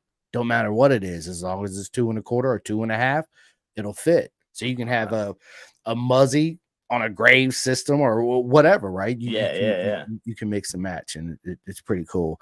The Ryan says the crank is like the crack. It is. Absolutely, it is, right? Yes, yes. Well, listen, Spencer, this has been an absolute blast. Absolute proper. But I want to get away from all the motorcycle talk. I want to get into one of my favorite parts of the interview, where we get to know Spencer on a personal level. We get to know Spence. So let's get into it. So I'm going to start off at Spence. Why don't you tell us something we don't know about you at all? I kind of keep it on the low a little bit. In the winter time, just to keep active and everything, keep moving. I park ski, but I don't just half ass it. I'm full park ski. I'm talking 3XL hoodie and double XL pants. And if you've seen me, I'm definitely not any of these sizes. I'll be honest, Joe. Like, just to throw the flavor out there, I'm really like that. I'll throw the do rag on, because just like when I'm on the mountain, I'm a completely different persona. It's just like a different me. You know what I mean? Yep. But yeah, I love it. I love love having style. I'm very big on style, even just with racing, which may be a good thing or maybe a bad thing. I don't know, but yeah, just having your own flair with it, and just like the way, like the way it looks, the flair, and like different body movements you can add to really like kind of like stand out, not just by wearing a do-rag, being extremely Caucasian, but like throwing some cool stuff down, and yeah, stuff like that. Honestly, I'm pretty open about like most of the stuff I do day to day. I've been trying to get some vlogs in and everything. I love music. I feel like it's lame as hell to say, because like like anybody that doesn't like music, I don't know, like I think you're probably a little weird, you know what I mean? A But little like, weird. I agree. Dude, listen, I'm with you. I love music too. And that's actually a question that I have, Spence. we got, What's your music, man? dude, it can range from like Van Halen to like Pantera, but then it can go to like Wu-Tang Clan to Mobb Deep, and then it can go to like new age stuff too, like I'm not like what even comes to like the new age stuff is kind of like iffy on, but Yeah. like oh, what's his name? Colton Wallen or something like that. Oh, Morgan Wallen. No, no, no, no. No, no, Hell no, no. no. Hell no. Hell no. Hell no. He You'll said, never "Hell catch no." me playing. No, no, no, no. Coulter Wall. Coulter Yeah, Wall. Coulter Wall. Yep, yep, yep, Him. And it, yep. you know, it can go from that to that. And then like even some like house music and you know, like any form, like I don't know. I love the way it makes me feel. Like I always feel like the vibrations off music, and I'm always like moving around. I'm always listening to music. You'll rarely catch me without an AirPod. Like even when I'm riding, not on the big track, not on the big track. I'm locked in. But like if I'm riding on the mini track, I got some heavy stuff in both AirPods, and I'm going berserk. Yeah, that's Yeah. awesome. I do. So I'm a lot like you. I can go from, and people at work heard me do this. And like, what? How the fuck do you do this, Simcoe? I'm like, dude, Young Dolph to Frank Sinatra. Yo. Yeah, dude, straight up, dude, to Frank Sinatra to the Doors to yeah, and they're like to straight Mexican music. I don't even know what they're talking about, but I'm back there jamming out like la la la la bumba, and I'm doing all this. And people are like, what are you doing, dude? I'm like, The young yo, Dolph. this is the Holy shit. hell. Yeah. Oh my Dolph my god. dude. That's crazy. Yep. That's sweet. That's Yep. sweet. Yeah, Dolph is dude. my I like dude. you can really connect with a person just on music alone. Music. Yep. You know what I mean? Agreed. 100%, man. Absolutely. Absolutely, man. Dude, I knew we had this good vibe going on, man. This is awesome, Great. man. So, let me ask you this. This is a lot of fun, dude. Listen, if you can invite any three people in the world, Spencer, to a track day, dead or alive, they don't have to be your friends. It could be Valentina Rossi, Ooh. Joey Dunlop, whoever. Three Mm. people to a track day. Who you bringing with you? Do they have to be like road race people? Anybody in the Could be world. Anybody you want to. Oh, this is great, actually. See, like part of me wants to say Casey Stoner, but he's kind of like a crybaby. And I feel like he'd be very serious, you know, like he Would be, sends and yeah, he goes yeah. crazy on a motorcycle. But like, honestly, I think like a easy ticket is gonna have to be Nikki Hayden. I mean, just that alone would Yep. be killer. Um, honestly, too, I'm just curious to see what it would be like. I've always looked up to him, like huge idol, Travis Pastrana. Travis Pastrana, 100, like what he's Bro. great. He's anything he does, like he can, is Artie. I'm not picking you. I'm not picking you, Artie. I'm sorry. I can ride with you on a regular day. I'm sorry. I love you, Artie. I I love love you you, too, man. Artie, but man, That's nah, awesome. you're not getting the pick. You're not getting the pick. That's But awesome. yeah, I would say Nikki and then Travis Pastrana would just really be interesting just to see like how he would get on. And honestly, like I'll take any opportunity to see Travis Pastrana. I tell a lot like back in the day, like when I was young, obviously watching all the Nitro circuses, all that. I grew up on that, right? Like Street Bike Tommy doing the Yeah, front flip over dude. the foam pit, Yeah, dude. Like yeah. I seen it all, like I Me know the too. culture. I know the Yep. culture. And I was like, this is gonna sound like pretty messed up, but keep in mind, I'm a kid and everything. But like, I'd see like Make a Wish videos, and I was like, yo, I would like if I had it right, like if I had a bad disease and I got the Make a Wish, like I almost wanted to have like a very bad disease just so I could be like Travis Pastrana. Give me 2 days at Travis Pastrana's. Let me do a backflip. And like, cause dude, like that's just like where he is at. And honestly, he still is. Like, dude, if I ever came across Travis Pastrana, I'm breaking down completely. I'm losing every sense of manhood and That's everything. I'm right. on my knees. I got my hands over my eyes and I'm bawling my eyes out because like he's just like crazy. He's Yep. amazing. He's a great guy and all that. But anyway, off of Travis Pastrana. Man, I don't even know who the third would be. That's tricky. And you can't say Valentino Rossi because that's just kind of bland. Yeah. You know what I mean? God bless him, but To me, Travis Pastrana, I'll never forget. fuck, I forget what video was. Start out, he's up in the airplane with nothing but swim trunks on. He says Red Bull And gives he's you cracking wings. him out. He This and shit dude, it jumps out the works. goddamn airplane with no parachute. I was like, what the bro, This guy's dude. amazing. He's Dude, I amazing. said he's an absolute legend. He's got the biggest balls besides the guys that race the TT that I've ever Amen. seen in my life. Amen. Facts. Oh, yo, that would be a cool one, actually. But actually, dude, I don't know if you'll ever interview him. And Peter, if you're seeing this, Peter Hickman, a dog on a bike. Dude. Dog on a bike. Dude. I did see the Hickey. Yeah. Dude, I saw one online. It's got like the sixes all over it and everything. I wanted it so bad. Yeah, this one's got the 666 on it. Oh God. Actually, I bought this, dude. So listen, I met Peter Hickman. Really? Dude, listen, story. Yeah. So Hit me. I went to the UK last year in August to go to BSB. It's my favorite race organization. And the reason why I tell Americans that I do get shit. People, Americans say, why? Because the superbike class don't have no fucking electronics on it. None. They're racing 250 horsepower motorcycles with no let, so it's old school proper racing. It is absolute the best mental, right? So I show up there with my good mate Dave Neal. Dave Neal, he runs this podcast right back behind me called Off Track Podcast out there in the UK. So I had him on my podcast, become really good friends, and I was like, dude, I'd love to come out. He said, get your fucking passport, get your airplane, get your hotel, let's go. I got you on everything else. I show up. I'm in Louth.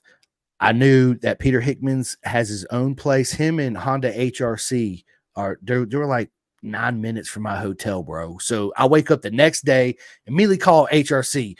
I was like, hey, I'm Simcoe from America. I'm so excited to be here, but can I come down and take some pictures of y'all's TT winning bikes? And the lady on the phone says, absolutely not. And I was like, I was going to say, did you get in? Yeah, absolutely not. If you don't have business here, we don't let outsiders in or whatever. Yeah. I was like, okay, well, thank you. I appreciate it. She said, you can pull up and take pictures from the outside through the window. And I'm like, nah, it's cool. I can just download the pictures from the internet or whatever. It's cool. It's same, right? So call up Hickey. Lady answers the phone. I was so excited. I'm like, oh, I'm Simcoe from America. It's an honor to be here. You know, I'm such a fan of Peter. I just called HRC. I can't come down there. I hope I can come down there. She's like, yeah, mate, come on. You know, we're open, blah, blah, blah. She gives me the address, go downstairs, get a cabbie, come pick me up, walk in there. As we pull up, this guy comes out. I forget his name. And he says, you must be the American. I was like, whoa, let's go. Like my energy. I was like, holy shit, dude. Right. That's one thing I heard about over there. They're like, your fucking energy is just crazy. So he didn't tell me fucking Peter Hickman standing inside. He's like, come on, mate, let's go in. Throws his arm around me. As soon as we go in, Peter Hickman standing there next to his TT 136 mile an hour bike right there on the showroom floor. And dude, I'm just like, you got to be fucking kidding me. I said that out. You got to be fucking kidding me. It's Peter Hickman. No fucking way. And it's exactly what I did. And he's like, holy shit, dude, your energy, right? I was like, I'm such a fan. Let me get a picture of this and that. And he's like, look, mate, we had this great conversation. He says, look, this is my new building. We're having a brand new bike night tonight. First new building, new bike night. Come on out, 6 o'clock. Be here. We'll have, hot dogs, brats, all this shit. So I show up, my Pendergast shirt on. Hickey, will you please sign this for me? I meet his dad. Me and his dad are talking, and I flat out asked his dad. I said, look, man, I'm nervous, man. I really want Peter to be on the podcast. You think he will? He's like, fuck yeah, dude, go ask him. So I go up to him. I said, Peter, it'd be an honor to have you on. He's like, yeah, mate, blah, blah, blah. So it's in the works. Peter Hickman will be on. Yes, it's in the works. So anyway, dude, Peter is so nice the whole weekend, bro. And BSB, like every time he see me, he would give me fist pounds. He would wave at me. He'd point at me. I got to be on the grid. I have a grid walk video, dude, that I'll send you where like, dude, he gives me a fist pound on the grid, gives me a high five. Ryan Vickers too, dude. It was the best race weekend experience of my life, bro. It was absolutely fucking mental, dude. Yeah. So like I meet Ryan Vickers. It was so their weekend, Saturday, Sunday, Monday is the race weekends, is the race. So Saturday I show up. I got the same sunglasses Vicker has on. So as soon as I see Ryan, I go up to him. I was like, Ryan, I'm Simcoe from America, huge fan. First thing he says, he's like, hey man, you got the same sunglasses as me. I said, well, you must have good taste, my friend, right? And that's where our friendships really started, dude. So throughout the whole weekend, dude, it was like that with him, Tom Neve, Braden Elliott, dude, Luke Hedger, dude, the list goes on and on. I never felt like I wasn't welcome or at home. It was just all this love. It was yeah, since then, obviously, I've had a lot of them on the podcast because of this whole trip. But it was, but Peter, back to Peter, dude. Him and his dad are just absolutely flat out amazing. His dad was telling me stories about Peter. Um, Peter could never ride the Isle of Man TT, something Peter always wanted to do. And his dad was like, absolutely not. And then so Peter did it anyway. And the way he told his parents is he took them to dinner and sat them down and was like, I'm doing the TT. And it was just this whole, but dude, it was just so Goosebumps. surreal, dude. So surreal. Yeah, Dude, Spencer, like, I'd be there and I'm not even looking. And his dad would come on and be like, hey, Simcoe, what's going on? And I turn around, I'm that's like, so what has sick. Yeah, happened to me, dude? yeah, yeah. Bro, but yes, but Hickman is absolute fucking legend, dude. So actually, I bought the jacket, I got a Hickey shirt, I got a Hickey hoodie, and then I come home with 2 bottles of the Peter Hickman rum, which is No way. yes, dude, which is absolutely amazing. I want to order some more, dude. I'm telling you, dude. Yes, Oh my god, dude. dude. Yeah, it was. That is awesome. No, when so I was down at the 200 this year, Mhm. and dude, just even just even seeing, like, I didn't get the honor, unfortunately, to like come across him. Honestly, too, like, if I'm at a Moto America weekend and I'm like not riding as a racer, I just kind of feel like out of place. You know what I mean? Like, almost like just like, oh yeah, Spencer, right? You know, like, oh yeah, I do ride, guys. I swear. But Yeah, like, it just feels weird, at yeah, that aspect of it. But so I wasn't really like pushing it crazy to like go up to people, and I don't want to be like, I want to be a fan, because yeah, me myself, I'm a racer. I want to be like, come up to, or like, it's yeah, just mutual, and like, me, or and it yeah, don't work like that. I know nobody's, oh yo, that's Spencer Humphreys, and that's fine. That's fine. I'm not there yet, but it'll come, and I did get to shake Ben Spee's hand, which was pretty sick. Like, absolutely Ben effing Spees, like, absolute, like, whoo. legend, right? And yeah, it was just I wanted to like find Hickman, but I just didn't come across him. But I was like on the pit wall and everything, and it just, like, even seeing him ride, I'm like, dude, that right there is Peter Hickman, like Yep, Peter Hickman, like, legend. dude, Yes, the trooper, like, dude, Iron Maiden, bro, like, bro, 666, bro. like, it does not get sicker, like, come on, yeah, like, oh god, man, it's so good, it's so Dude, good, it doesn't get better. it Like, doesn't. his whole persona is just so sick to me, like, everything, it's awesome, it's Yeah, awesome. him and Richard Cooper, which is an absolute proper legend in BSB, was there Mhm. too as well. Yeah, absolutely. It was dude, I can't say enough of all them BSBs. I think us as Americans would do fine over there in BSB, and they would come over here and do absolutely fine in Mhm. America for sure. Yeah. It's yeah. So, dude, we got my man Cameron Myers, Kid Chaos, up in the house. What is up, man? Um, but yeah, dude, it's you're right, Peter Hickman, dude. You could learn so much from a legend like that Yeah. for Yeah. sure. Oh, so let me ask you this: if Spencer had any island, your own personal island, Spencer, but you can only have one racetrack, what racetrack's going to be on your island? Oof. Mm. I would say, what's like oh, it's gotta be some, dude. Oh my god. Oh, 110%. 110%. Hold up. It's is it Alton? Not, I'm not looking for the one with the jump. Oh, I'm looking, Cadwell is my favorite track. That's the one with the mountain jump. Yeah, yeah, I mean, that's Cadwell's sick, Cadwell. Yeah, but Alton Park. Alton, Yes. have you seen the onboard video of the CBR 1000 rolling around there? Tell me you have, please. Mm-hmm. Yeah, that Mm-hmm. that is Mental my right, like, my favorite video ever, dude. The guy on the thumb brake the whole whole time, time. killing the rev limiter, like, dude, it's so good. Like, every time I watch it, I just, like, I get so, like, such a Yeah. crazy rush because it's just so insane. I would have that track, and I would ride the hell out of it Love it. until I could ride it like whoever was pilot. Who was that riding that? I'm trying to hang on. Let me see if I can pull it up because I can video share. Let me Alton Park. Also, shout out to Jade. She sees the vision. Alton Park on board.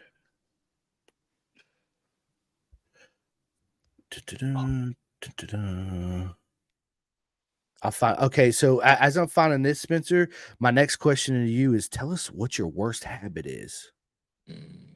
Worst habit? Probably making too much money. Nah, nah, definitely not that. My worst habit. I'm James. realizing I lick my lips a little too much. It's kind of weird.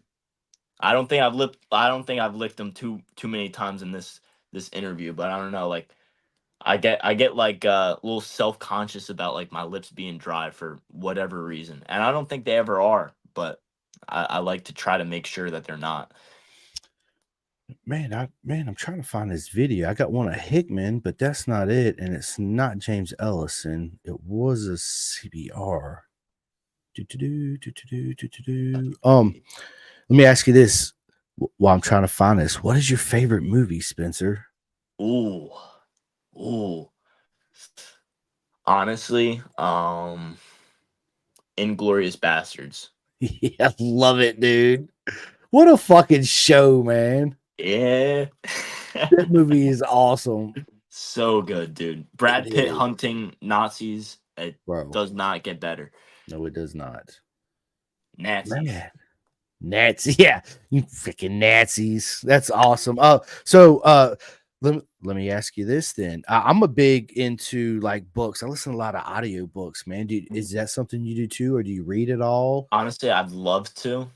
And like I definitely got, it's never the excuse like, oh well, I just don't have there's always time. There's always time. But um not really. Not as much as I'd like to at least. Trying to think of like a book that I've listened to or like read that's been like whew. Honestly, Guardians of Gahul sounds super funny, but it's like a book about owls, and like these owls were at war with each other, and they really got into it, and there was so many books in that series, and I bodied them all, and it was great. But yeah, Guardians of Gahul, if you're ever looking for a good read. I will. I will. I just, dude, I tell you one too, man. I tell everybody this is John Hopkins Leathered. Yeah. It was Oh one of my the god, yeah, my brother actually told me to yeah. bro. It's he no holds barred. He talks about smoking weed and then riding a MotoGP bike. I mean, he leaves it all on the line, which I freaking absolutely love stuff like that. I You love know, John Hopkins. I do, man. He is Oh, absolutely Scrony's brilliant. in here. Scrony, what There is he is. up, man? Absolutely. So, let me ask you this. I'm still gonna find this video. Podcast. Do you listen to any podcast? I'll dabble. I'll listen to some like some Gypsy Tales. I'm trying to think of like another one that's like a good honestly like any like Gypsy Tales or just like honestly like maybe just like flat the Gypsy Tales Casey Stoner Oh yeah, podcast was extremely good.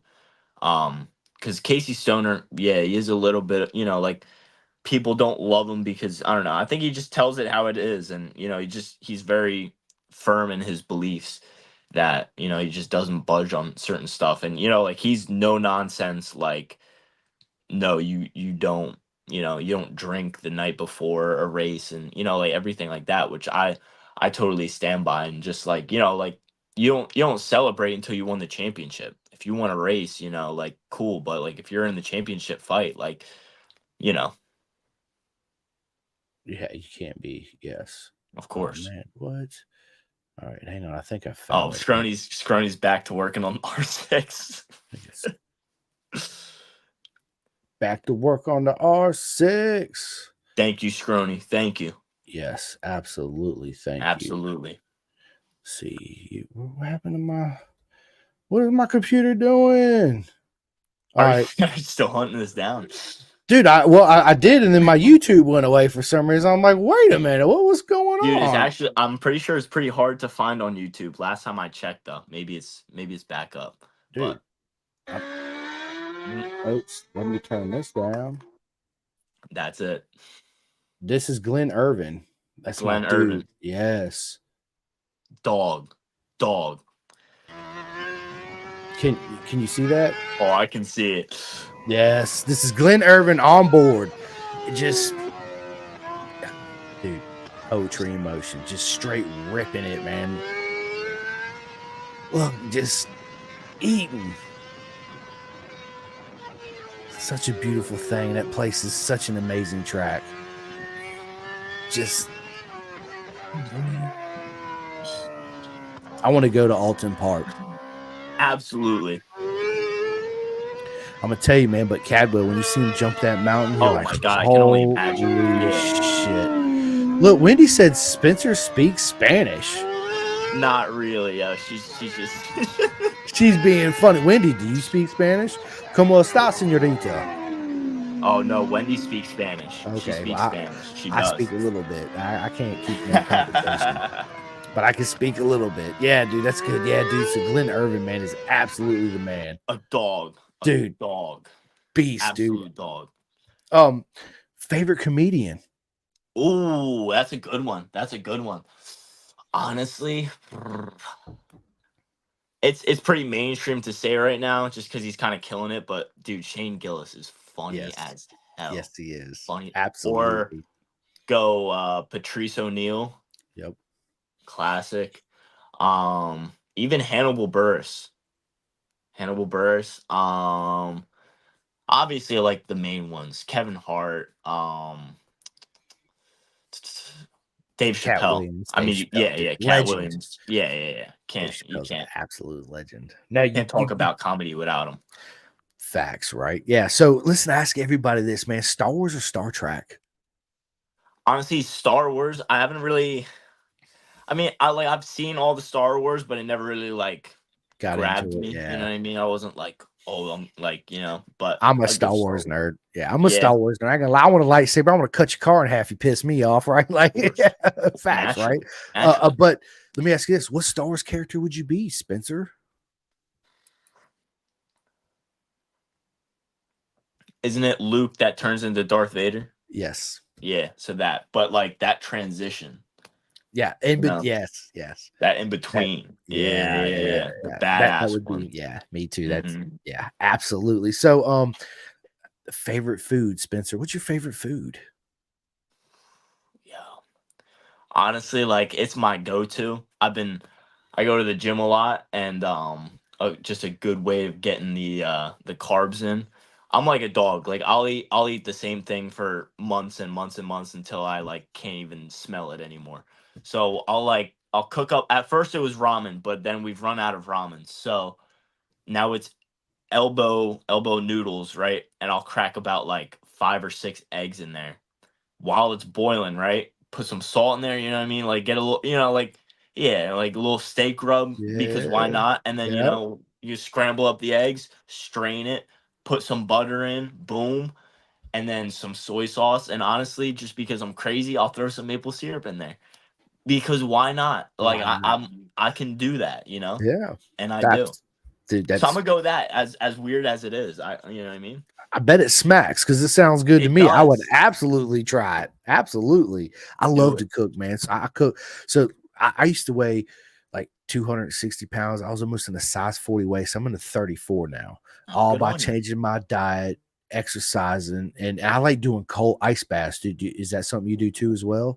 I'd really like to, but like I need a lot of ice. You know what I mean? No, actually, we have a stream on our property, and it's like mountain water. So it's like cold. So honestly, if I ever like need to, like, dude, it's like 34 degrees. Like it's cold. Yeah, it's cold. Yeah. So I'll do something like that. We have a creek right down the street. I do the same thing. It's perfect. I get in it, do my little ice thing, and get out because it's cold. Creeks they flow all the time, so they're Yeah, yeah. naturally colder than other water. But yeah, it's good stuff, man. I love. And listen, let me ask you this, man. Celebrity crush, Spencer. Dude, honestly,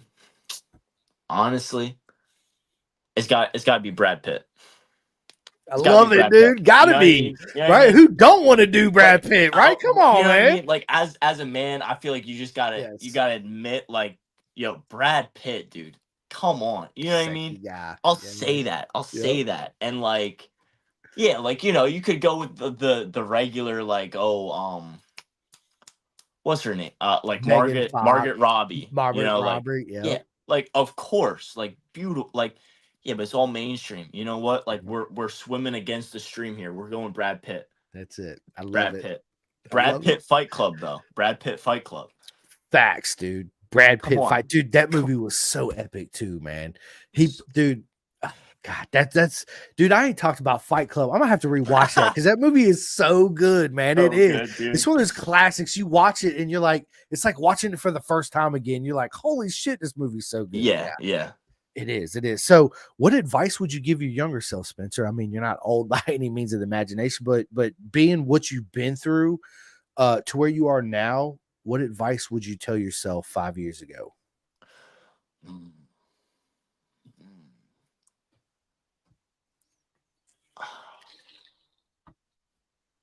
Don't be deterred, you know? Like you know, you could say just like don't give Yeah, up, but you know, like there's a lot of deterring factors that like, you know, there was times like I remember coming back it was like my first time on a big bike. I was actually riding up at New York Safety Track, and that place super cool, but not safe by any means. Like they got rocks and on their runoffs, and not a real ambulance, and not putting them on blast or nothing. It's a yeah, facility, you know, all respect due. But so I was riding up there and everything, and it was like my first time on a big bike, and you know, I was up there with my dad and my older brother Tyler, and on the way back they were talking about how like, oh well, like if we're gonna do this, like I don't know, like, you know, Spencer was going pretty good on the R3, but, you know, like, so and so was doing these times and he was only doing these times. I'll keep in mind, too, this is a bone stock R3. This thing had mirrors on it, right? right, I was still rolling pretty good, but, you know, like, there was more pace to be had for sure. But, you know, and I'll be honest, like, I was just like, I was in the back of the car, just like, I was just crying, you know, like softly to myself. You know, I wasn't like making a big deal out of it like like a man does. right. And yeah, and you know, we got home, and you know, like I got like my headphones on. So like I think they don't think that they can hear me, or I can't hear them, or whatever. And yeah, they were just talking about like, yeah, I don't know if he has the pace. Like I don't know if it's even worth it. And if we're gonna do this, we have to sell his 150R, and I love the 150R. And oh, we're gonna have to sell his TTR too, and I love the TTR, you know. And we got back home, and I kind of just like stormed out of the car, and I just kind of like went into my room, and my brother Tyler like follows me in, and he was like, so like what do you want to do? And I was like, dude, like I want to make it. I want to make it. I don't want to just I don't want to just have fun at club races. I Yeah, like I'm not I'm here for fun, obviously, because I enjoy riding a bike wholeheartedly, and there's no other feeling like it. But I I think that's so lame. And my not like lame, like if that's what you do, like I'm not dissing on it. But for me, like I just I know what I have, and I'm just like confident enough to say that, you know. And I was like, dude, like I want to make it. Like I want to do. Brandon Posh at the time was racing over in BSB. BSB Yep, and on the, you know, on the Moto 3 and yep, everything, and killing it. yep. And I was like, dude, I want to do like ideally like carbon copy of what Brandon's done, because like Brandon now is like in a great spot and everything, but you know, like he's been through it too. Like he's slept on the cold hard ground just so he could ride the next day, you know. And he gets people to drive him to the track when he couldn't drive or whatever. Like he always made it happen, and like that's what I've always done too. And I just told him like, dude, I want to make it. Like I don't want to just do club races. I don't. Like I want to thrive. I want to grow, and like I definitely have. Um, and now it's just like the challenge of like making it something bigger. Yep. Like I'm trying to get into vlogs more and more. I think that's kind of lame to say because I did like one with the dirt bike the on the Stark, which was cool. It was a solid little vlog. I was pretty happy with it. But um I just want to like make my presence more known because honestly, like it doesn't matter if I'm a super bike rider, and that's what sucks so much about it. If I was a super bike rider, I'd be making maybe 60, 70K a year. Yep. But that's if I'm not paying for the ride too. You know what I mean? Like Brandon, he's paying for that ride. Yep. And that's no diss on him. That's no Nope. diss on the team or anything. That's just what this industry's It at. is. Yep. And it sucks to say, but like that's just how it is. So like you can find different avenues. I want to be I'd like to be ideally like the Buttery Films of like road racing. Buttery Films, dude, he parties and everything like that, but also like he rips a motorbike and Yep. he has great times, he has great clips, Yep. and he's grown himself into like this image, Yep. like basically like the new age crusty demons. That is Buttery Films. You know what I mean? And yeah, so I'd love to do something like that. So I just gotta, make it happen. So like if I have an opportunity, especially nowadays, like it's so much easier than it's been, to like actually make something. And like I said, you're not doing it with a super bike ride, and you're not doing it racing overseas, because no matter what way you turn in this, it's you're going for broke, and Yep. that's fine. None of this makes sense. We're risking our lives at very high speeds, and Yep. like, and you're And not we're you're not paid to making any do it. profit. Yeah, we're You're paid and to you're not do it. even Yeah. you're not even making a living off of it, Nope. But that's just really like a testament to how great this sport and motorsports truly is. That people with regular jobs will a put their life on the line, b put their jobs at risk, because what if they break their neck or break their arm and they have to work the next day, that they'll just risk that all just so they can experience what you can on a racetrack. You know what I Yep. mean? I do. Yeah. Absolutely. I mean, beautifully said. You're right. Absolutely, you are. It is. That's. It's not like the heyday. So back when Moto America was AMA Superbike, Hmm. we had full factory teams. Matt Mladen and Ben Spies, were probably knocking a million or more down a season. Right. Once all the factories pulled out, it was yeah. The sports changed so much. Not so much for the good, not so much for the bad. I'm glad to see we are rising and We getting are. back. Yeah. But yeah, it's just so tough, man. It's just like me. I don't make money on podcasting. I pay to podcast. I mean, I gotta pay for this. There's shit that I gotta pay for to Of make course. this happen. I mean, Hmm. but it's my passion. It's what I love to do, right? So yeah, to me, it's a money well spent for Of sure. course. Yeah. Yeah. Like, um, have you ever seen World's Fastest Indian? Yeah, brilliant movie. I love it. You live more like 10 seconds on one of these than anybody else does in a lifetime. Yep. You know? Yep. Marco Simoncelli said that too. Yep. He sure Yeah. did. Yeah. Yep. Yep. Um, so let me ask you this. Are you binge watching any certain series on TV? And if so, what is it? Dude, I got a real weird thing, dude. I'll like watch a series and I'll be like, "Oh, this is so sick." And then just like in the heat of it, I'll just drop it. So I was really into American Horror Story.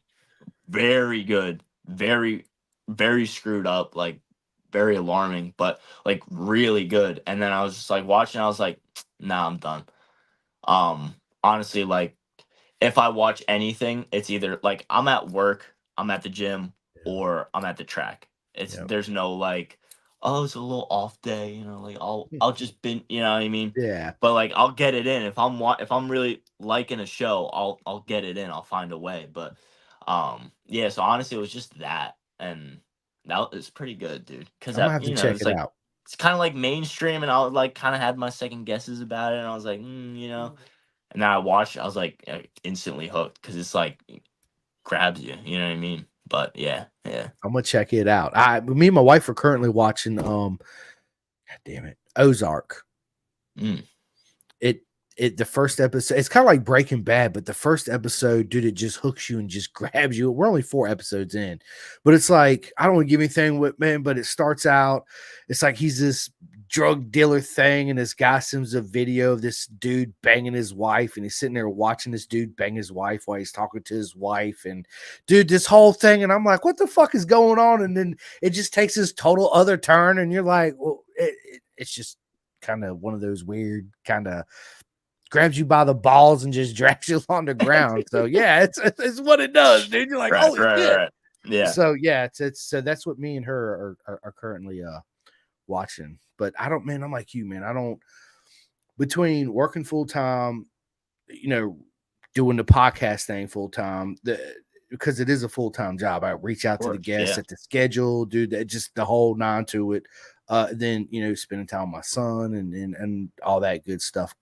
I'm limited on my time, right? So I found myself, Spencer, and I kind of wish I had this mentality back when I was younger. It's like you got to be picky and choosy on who you really want to spend your genuine time with, because life's so short, right? And the time that I spend, that I choose to spend with people, it's people that I really care about, right? And people that I love to spend time with. No negative energy, no bullshit. I'm a positive guy. You already know, right? So it's when I feel that negative energy, I just leave the room, go somewhere else, and just, like you said, I'm into it, and then I drop you like a bad habit and it's gone. With all that negativity, that's not me at all. So yeah, I don't have a whole lot of time. I'd love to play my PlayStation more. I just don't have the time. Right. But now my new job, I work Monday through Thursday and I have Fridays off. Now I have time. I can actually go ride my bike. I can sit down for an hour and play some PlayStation. Right. But knowing me, I won't, because I'm that type of guy. I have to stay busy, bro. If I don't stay busy, I get so bored with myself. It's like, what am I even living for? It's like, I that's the questions I ask. I'm like, what am I doing? I'm so bored right now, but I got everything going for me around me, but I'm still bored. Right. So I got to stay busy. My mind's got to stay busy. This is what I tell people: I'll sleep when I'm dead. Facts. It's all I got left to do. Sleep. Classic quote. Can't go wrong. Nope. Cannot go wrong. And I got bad ADHD, right? So, and I don't take no medicine. I don't take Adderall. I don't take, dude. I don't even take Advil or Tylenol when I'm in pain. I just deal. As you should. That's terrible for you. Bad. Yeah. Very, very bad. So let me ask you this: growing up, who was your favorite racer, Spencer? Ricky Carmichael, sold. Dude, no argument. The GOAT. The GOAT. Absolutely. Yeah, dude, I had his pajamas. Yeah, and dude, like, coming up, like, I was born in 2003, so I got like the tail end of prime Ricky Carmichael. Like, I watched it live. I can say that. And you're only born in 2003. Oh, you don't even know what a VH. Nah, I watched the VHSs. I watched DVDs. I had a Game Boy. I had, you know what I mean? Like, nah, I've been there. You know what I mean? And so yeah, I got to see prime Ricky Carmichael. I got to see. I'm almost certain Travis Pastrana doing the double backflip. Yeah. Don't quote me on that, because I don't fully recollect what year that was, but if it was like, let me think, because I know the first person to ever do the backflip was Carey Hart. Right. He was the first one to do backflip in Vegas, I think, and I think that was in 99 or 2000, I want to say. Right. And I think Pastrana's done, because as soon as that happened, Pastrana's fucking like, I gotta double that for sure. And that's what I love about him. Yes, I gotta up it. Like, fuck it. I'm upping that. You do too? I'm doing 5. Let's go. Yeah. That's what I loved about him too, man. It's so it had to been, if that was 99, 2000, so yeah, probably 2001, 2002 at the X Games. Yeah. Yep. So awesome. No, I didn't see that. Then I did see prime Ricky Carmichael though. Yes. I'll say that. Yeah. Dude, beast, straight beast mode. So let me ask you this, Spencer, where do you see yourself in 5 years? Oof. That's a heavy one. It is. Coming at a 21-year-old. Yeah, I'll tell you what. I would love to have a definite answer, but all I'll say is in 5 years, someplace better. And I'm already in a good place, you know what I mean? Someplace better. and more I love it. successful and more reach and more people knowing my name. And it's gonna happen. Trust me. It's gonna happen. Absolutely, it is. It will absolutely. Do you have any superstitions? And listen, what I mean by that, Spencer, is certain riders put their right boot on before their left boot, or lucky draws, or whatever. Do you have Mhm. anything like that? No, I don't actually. I just have this. It's kind of just turned into a superstition. I kind of got so like I like. I don't like saying I like. I don't know. Kind of sounds. I like dressing. You know what I mean? I like throwing on some like crazy outfit that like somebody's gonna like catch their eye and they'll either be like, yo, like what That's are you fire, wearing? or Or what the it's fuck is fire that? or Yeah. whatever. No matter what reaction I get out of you, like I got a reaction, I'm Yep. stoked, whatever. I got this chain. It's kind of like a low key choker chain. It's a little like Yep. paperclip guy. Yep. Um I've just worn it for the past like 2 years riding, and I'm almost certain I had this on when I got the podium. So like just from there on out, like I feel like if I don't wear it, like something bad might happen. So I'm like, nah, I gotta make sure I'm strapped with this. And I feel like, like a dog, I'm like, Yeah. you know what I mean? But Yeah. yeah. I So dig I'd it. say that. I love it. I love it. Say so. John McGinnis carries a penny. A lot of people don't know that he has a Oh certain yeah? lucky penny he carries in his leathers all the Mhm. time. Yep, every time he. So yeah. So and my buddy Nolan Lampkin, he was like, "What's your superstition?" He says, "I wear my socks inside out." And I was like, "Why the fuck you wear your socks inside out? Because of the seams in the front of your toes? Yeah, You know yeah, how it yeah. gets on your nerves?" I'm like, "Yeah, I hate that." He's like, "Well, if you wear them inside out, you don't have that." And I was like, "So from the time I've had." Nolan on my podcast. Big shout out to Nolan Lampkin. Yeah. Every time I wear socks are inside out. So I That's guess now crazy. that's my kind of superstition. Yeah, Yeah, yeah, it's yeah. awesome. You guys, everybody listening, should try it, and you can thank Nolan later when you see him at the racetrack. Go up to him and Absolutely. say, "Hey, I heard you on Pin the Gas, inside out socks. I love it. That's what I do now." You're good. Yeah, good stuff, man. So let me ask you this, man. Who's the most famous person you have in your phone? Ooh. Um, the most famous person I got in my phone. Mm, trying to think. I'm almost certain I got no, like I've ridden a bunch with PJ Jacobson. Not a bunch, but pretty frequently. So I guess it's either between him or probably Brandon. Be Yeah, posh. yeah. Be posh, be posh. Yeah, Absolutely. they're up there in the follower count, dude. And Yes, they it's are. really cool to say like like to me it's just like Brandon. Obviously, I don't discount like what he's done by any means, but like, it's just like if I see him, I'm like, what's up? It's not like, oh, Oh my Brandon, god. oh, Yeah. what's going on, Yeah. man? Like it's really cool to say that like I've just ridden with PJ Jacobson. I've just ridden with Maz. I've ridden with Brandon. I've ridden, like just all these names that like a regular like track day goer, would be like, wait, you rode with them at like Rocco Landers, bro. Like I've spent a lot of time with him, like at the track or just like I've driven Rocco Landers around, and I told Rocco, well, as I'm driving him around, I was like, dude, like, if I told like some track day guy that I was just like rolling around with you and we grabbed dinner, like they would probably like flip shit. And he was like, Right. yeah, I know. And like he's Yeah, I just do know. I know yeah, Rocco. he's a Yeah. trip. He's a He's trip. awesome.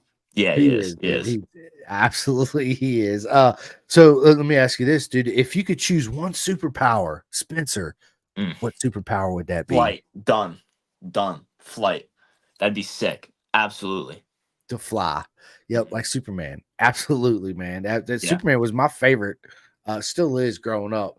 Uh to me, it's like Superman. The only way you can beat him is with kryptonite. So when they come out with like Batman versus Superman, all these movies, I was like, why even waste the money? He would fuck Batman up in like 2 seconds, right? Like, yeah, get out of here with that bullshit, man. Yeah, yeah. Yeah. So listen, last questions before we get on to all the shout outs. And when we end this, I need you to stay on with me for just a couple more minutes. Absolutely.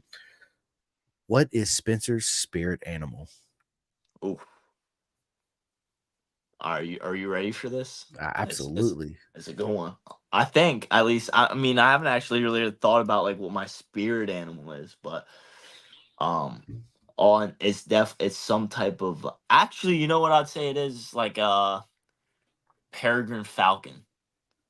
Growing up, I was very heavily into birds, and so like any bird call, I got that. Any, like, like certain sound or flight pattern, like I still got that up here. So Nice. peregrine falcon, dude, bird flies from straight out of the sky, 200 miles an hour. I say that's me. Yep. I love it, dude. I love it, dude. Spencer, this has been an absolutely proper mega podcast. We've had Kill so it. much fun, and I can't wait for part 2. And I know you guys can't wait. But man, we've been on here for 2 hours and 10 minutes. It's been an absolute blast. And honestly, it's only seemed like it's been like 30 minutes. I mean, Yeah, really though, we've really. had so much fun. The time goes by so fast. And Ryan Snyder said he's the most famous person you have in your phone.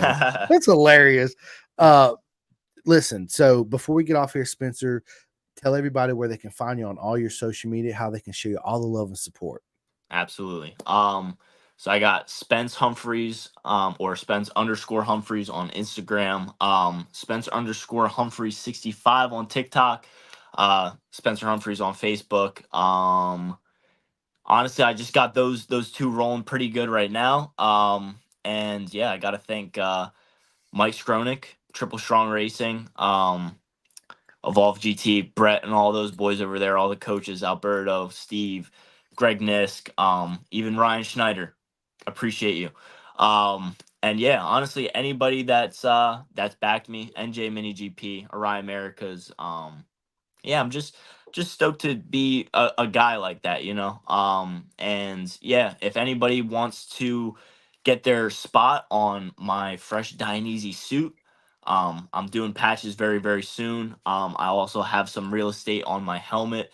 um Hit me up. I have the details for all that. Even if you want to put some random word on my helmet, I have no problem. You could put a foul word on my helmet. I have no problem with it.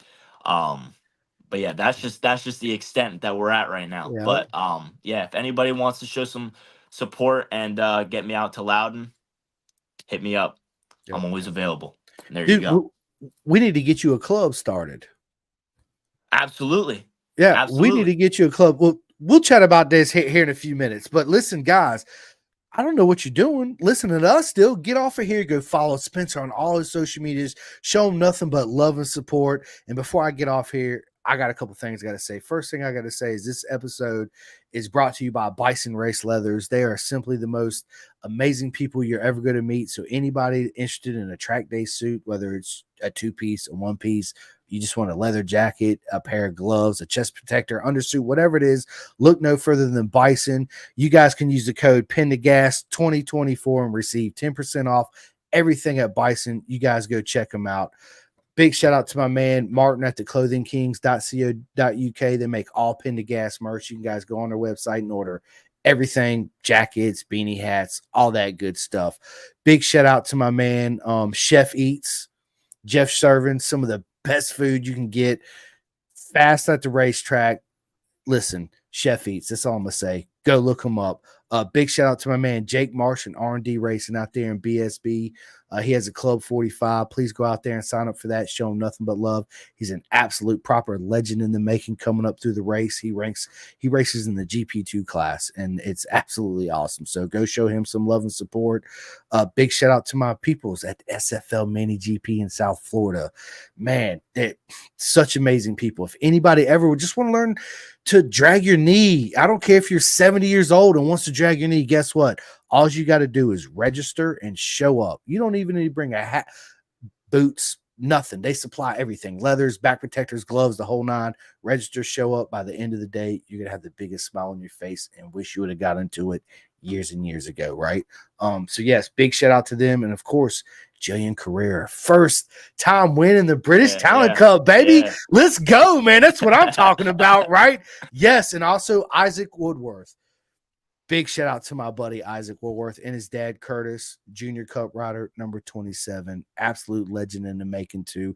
Man, listen, there's so many shout outs. I could go on and on and on. All my friends in Moto America, nothing but love to everybody yes, dude, that likes and subscribes to my podcast. And if you have not, please, I'm on every social media platform but Apple right now. It will help me out tremendously, and I appreciate it. Thank you for everybody that watched this episode. It will be out on Spotify and everywhere else but Apple. And then I will also make a bunch of shorts, and that'll be out too with me and Spencer. So yeah, thank you guys so much. And man, this has been a lot of fun, bro. Absolutely a lot of fun, Spencer. Listen, again, I love all you guys. Thank you so much. And yeah, we will see you soon. And listen, Loudon, you guys go check Spencer out. If you're going to be there live at the track, do not hesitate. Please go up to him and say hi. Give him a big hug. Show him nothing but love and support, please. Yes, good stuff, man. Until next time. No, yes. Go ahead, Spencer. Do you have anything to say? It just lagged out a little bit. Absolutely. Thank you so much for having me on. Again, I'll be at Loudon. I'll be at track days and everything. I am selling some t-shirts. I got some Metallica edition t-shirts and Justice for All. If you like the album, you like Metallica. Even if you don't like me, it's still a Metallica tee. It's got my race number on the back. Check me out. I can ship them to you. I'll have them with me at the racetrack. Show some support, and yeah, we'll see you guys out there. That's right. We will both see you at a track near you. So yeah, listen, thank you guys again for all the love and support. I love all you guys. I really do. And I got, obviously, just stay tuned. I got plenty more podcasts coming up. And yeah, you know what's funny, Spencer? I never really, I guess, found a good way to like say bye and leave the intro. Most of the time I say, all right, guys, that's it. We're out. Right. And I just kind of end it. I need to find some way to like come with a cool ass ending. Like the intro is really cool. Some cool shit. Yeah. Right. Like Rambo coming out on the screen. Something cool, right? With Metallica playing in the background. Yeah, Beavis and Butthead or some cool shit like that, right? Old school. That'd be good stuff. But listen, guys, we can go on forever and ever. I'm gonna get off here. I got stuff to do. Spencer's got stuff to do. So yeah, nothing but love. I will see you guys soon. And boom, that's it. We are done.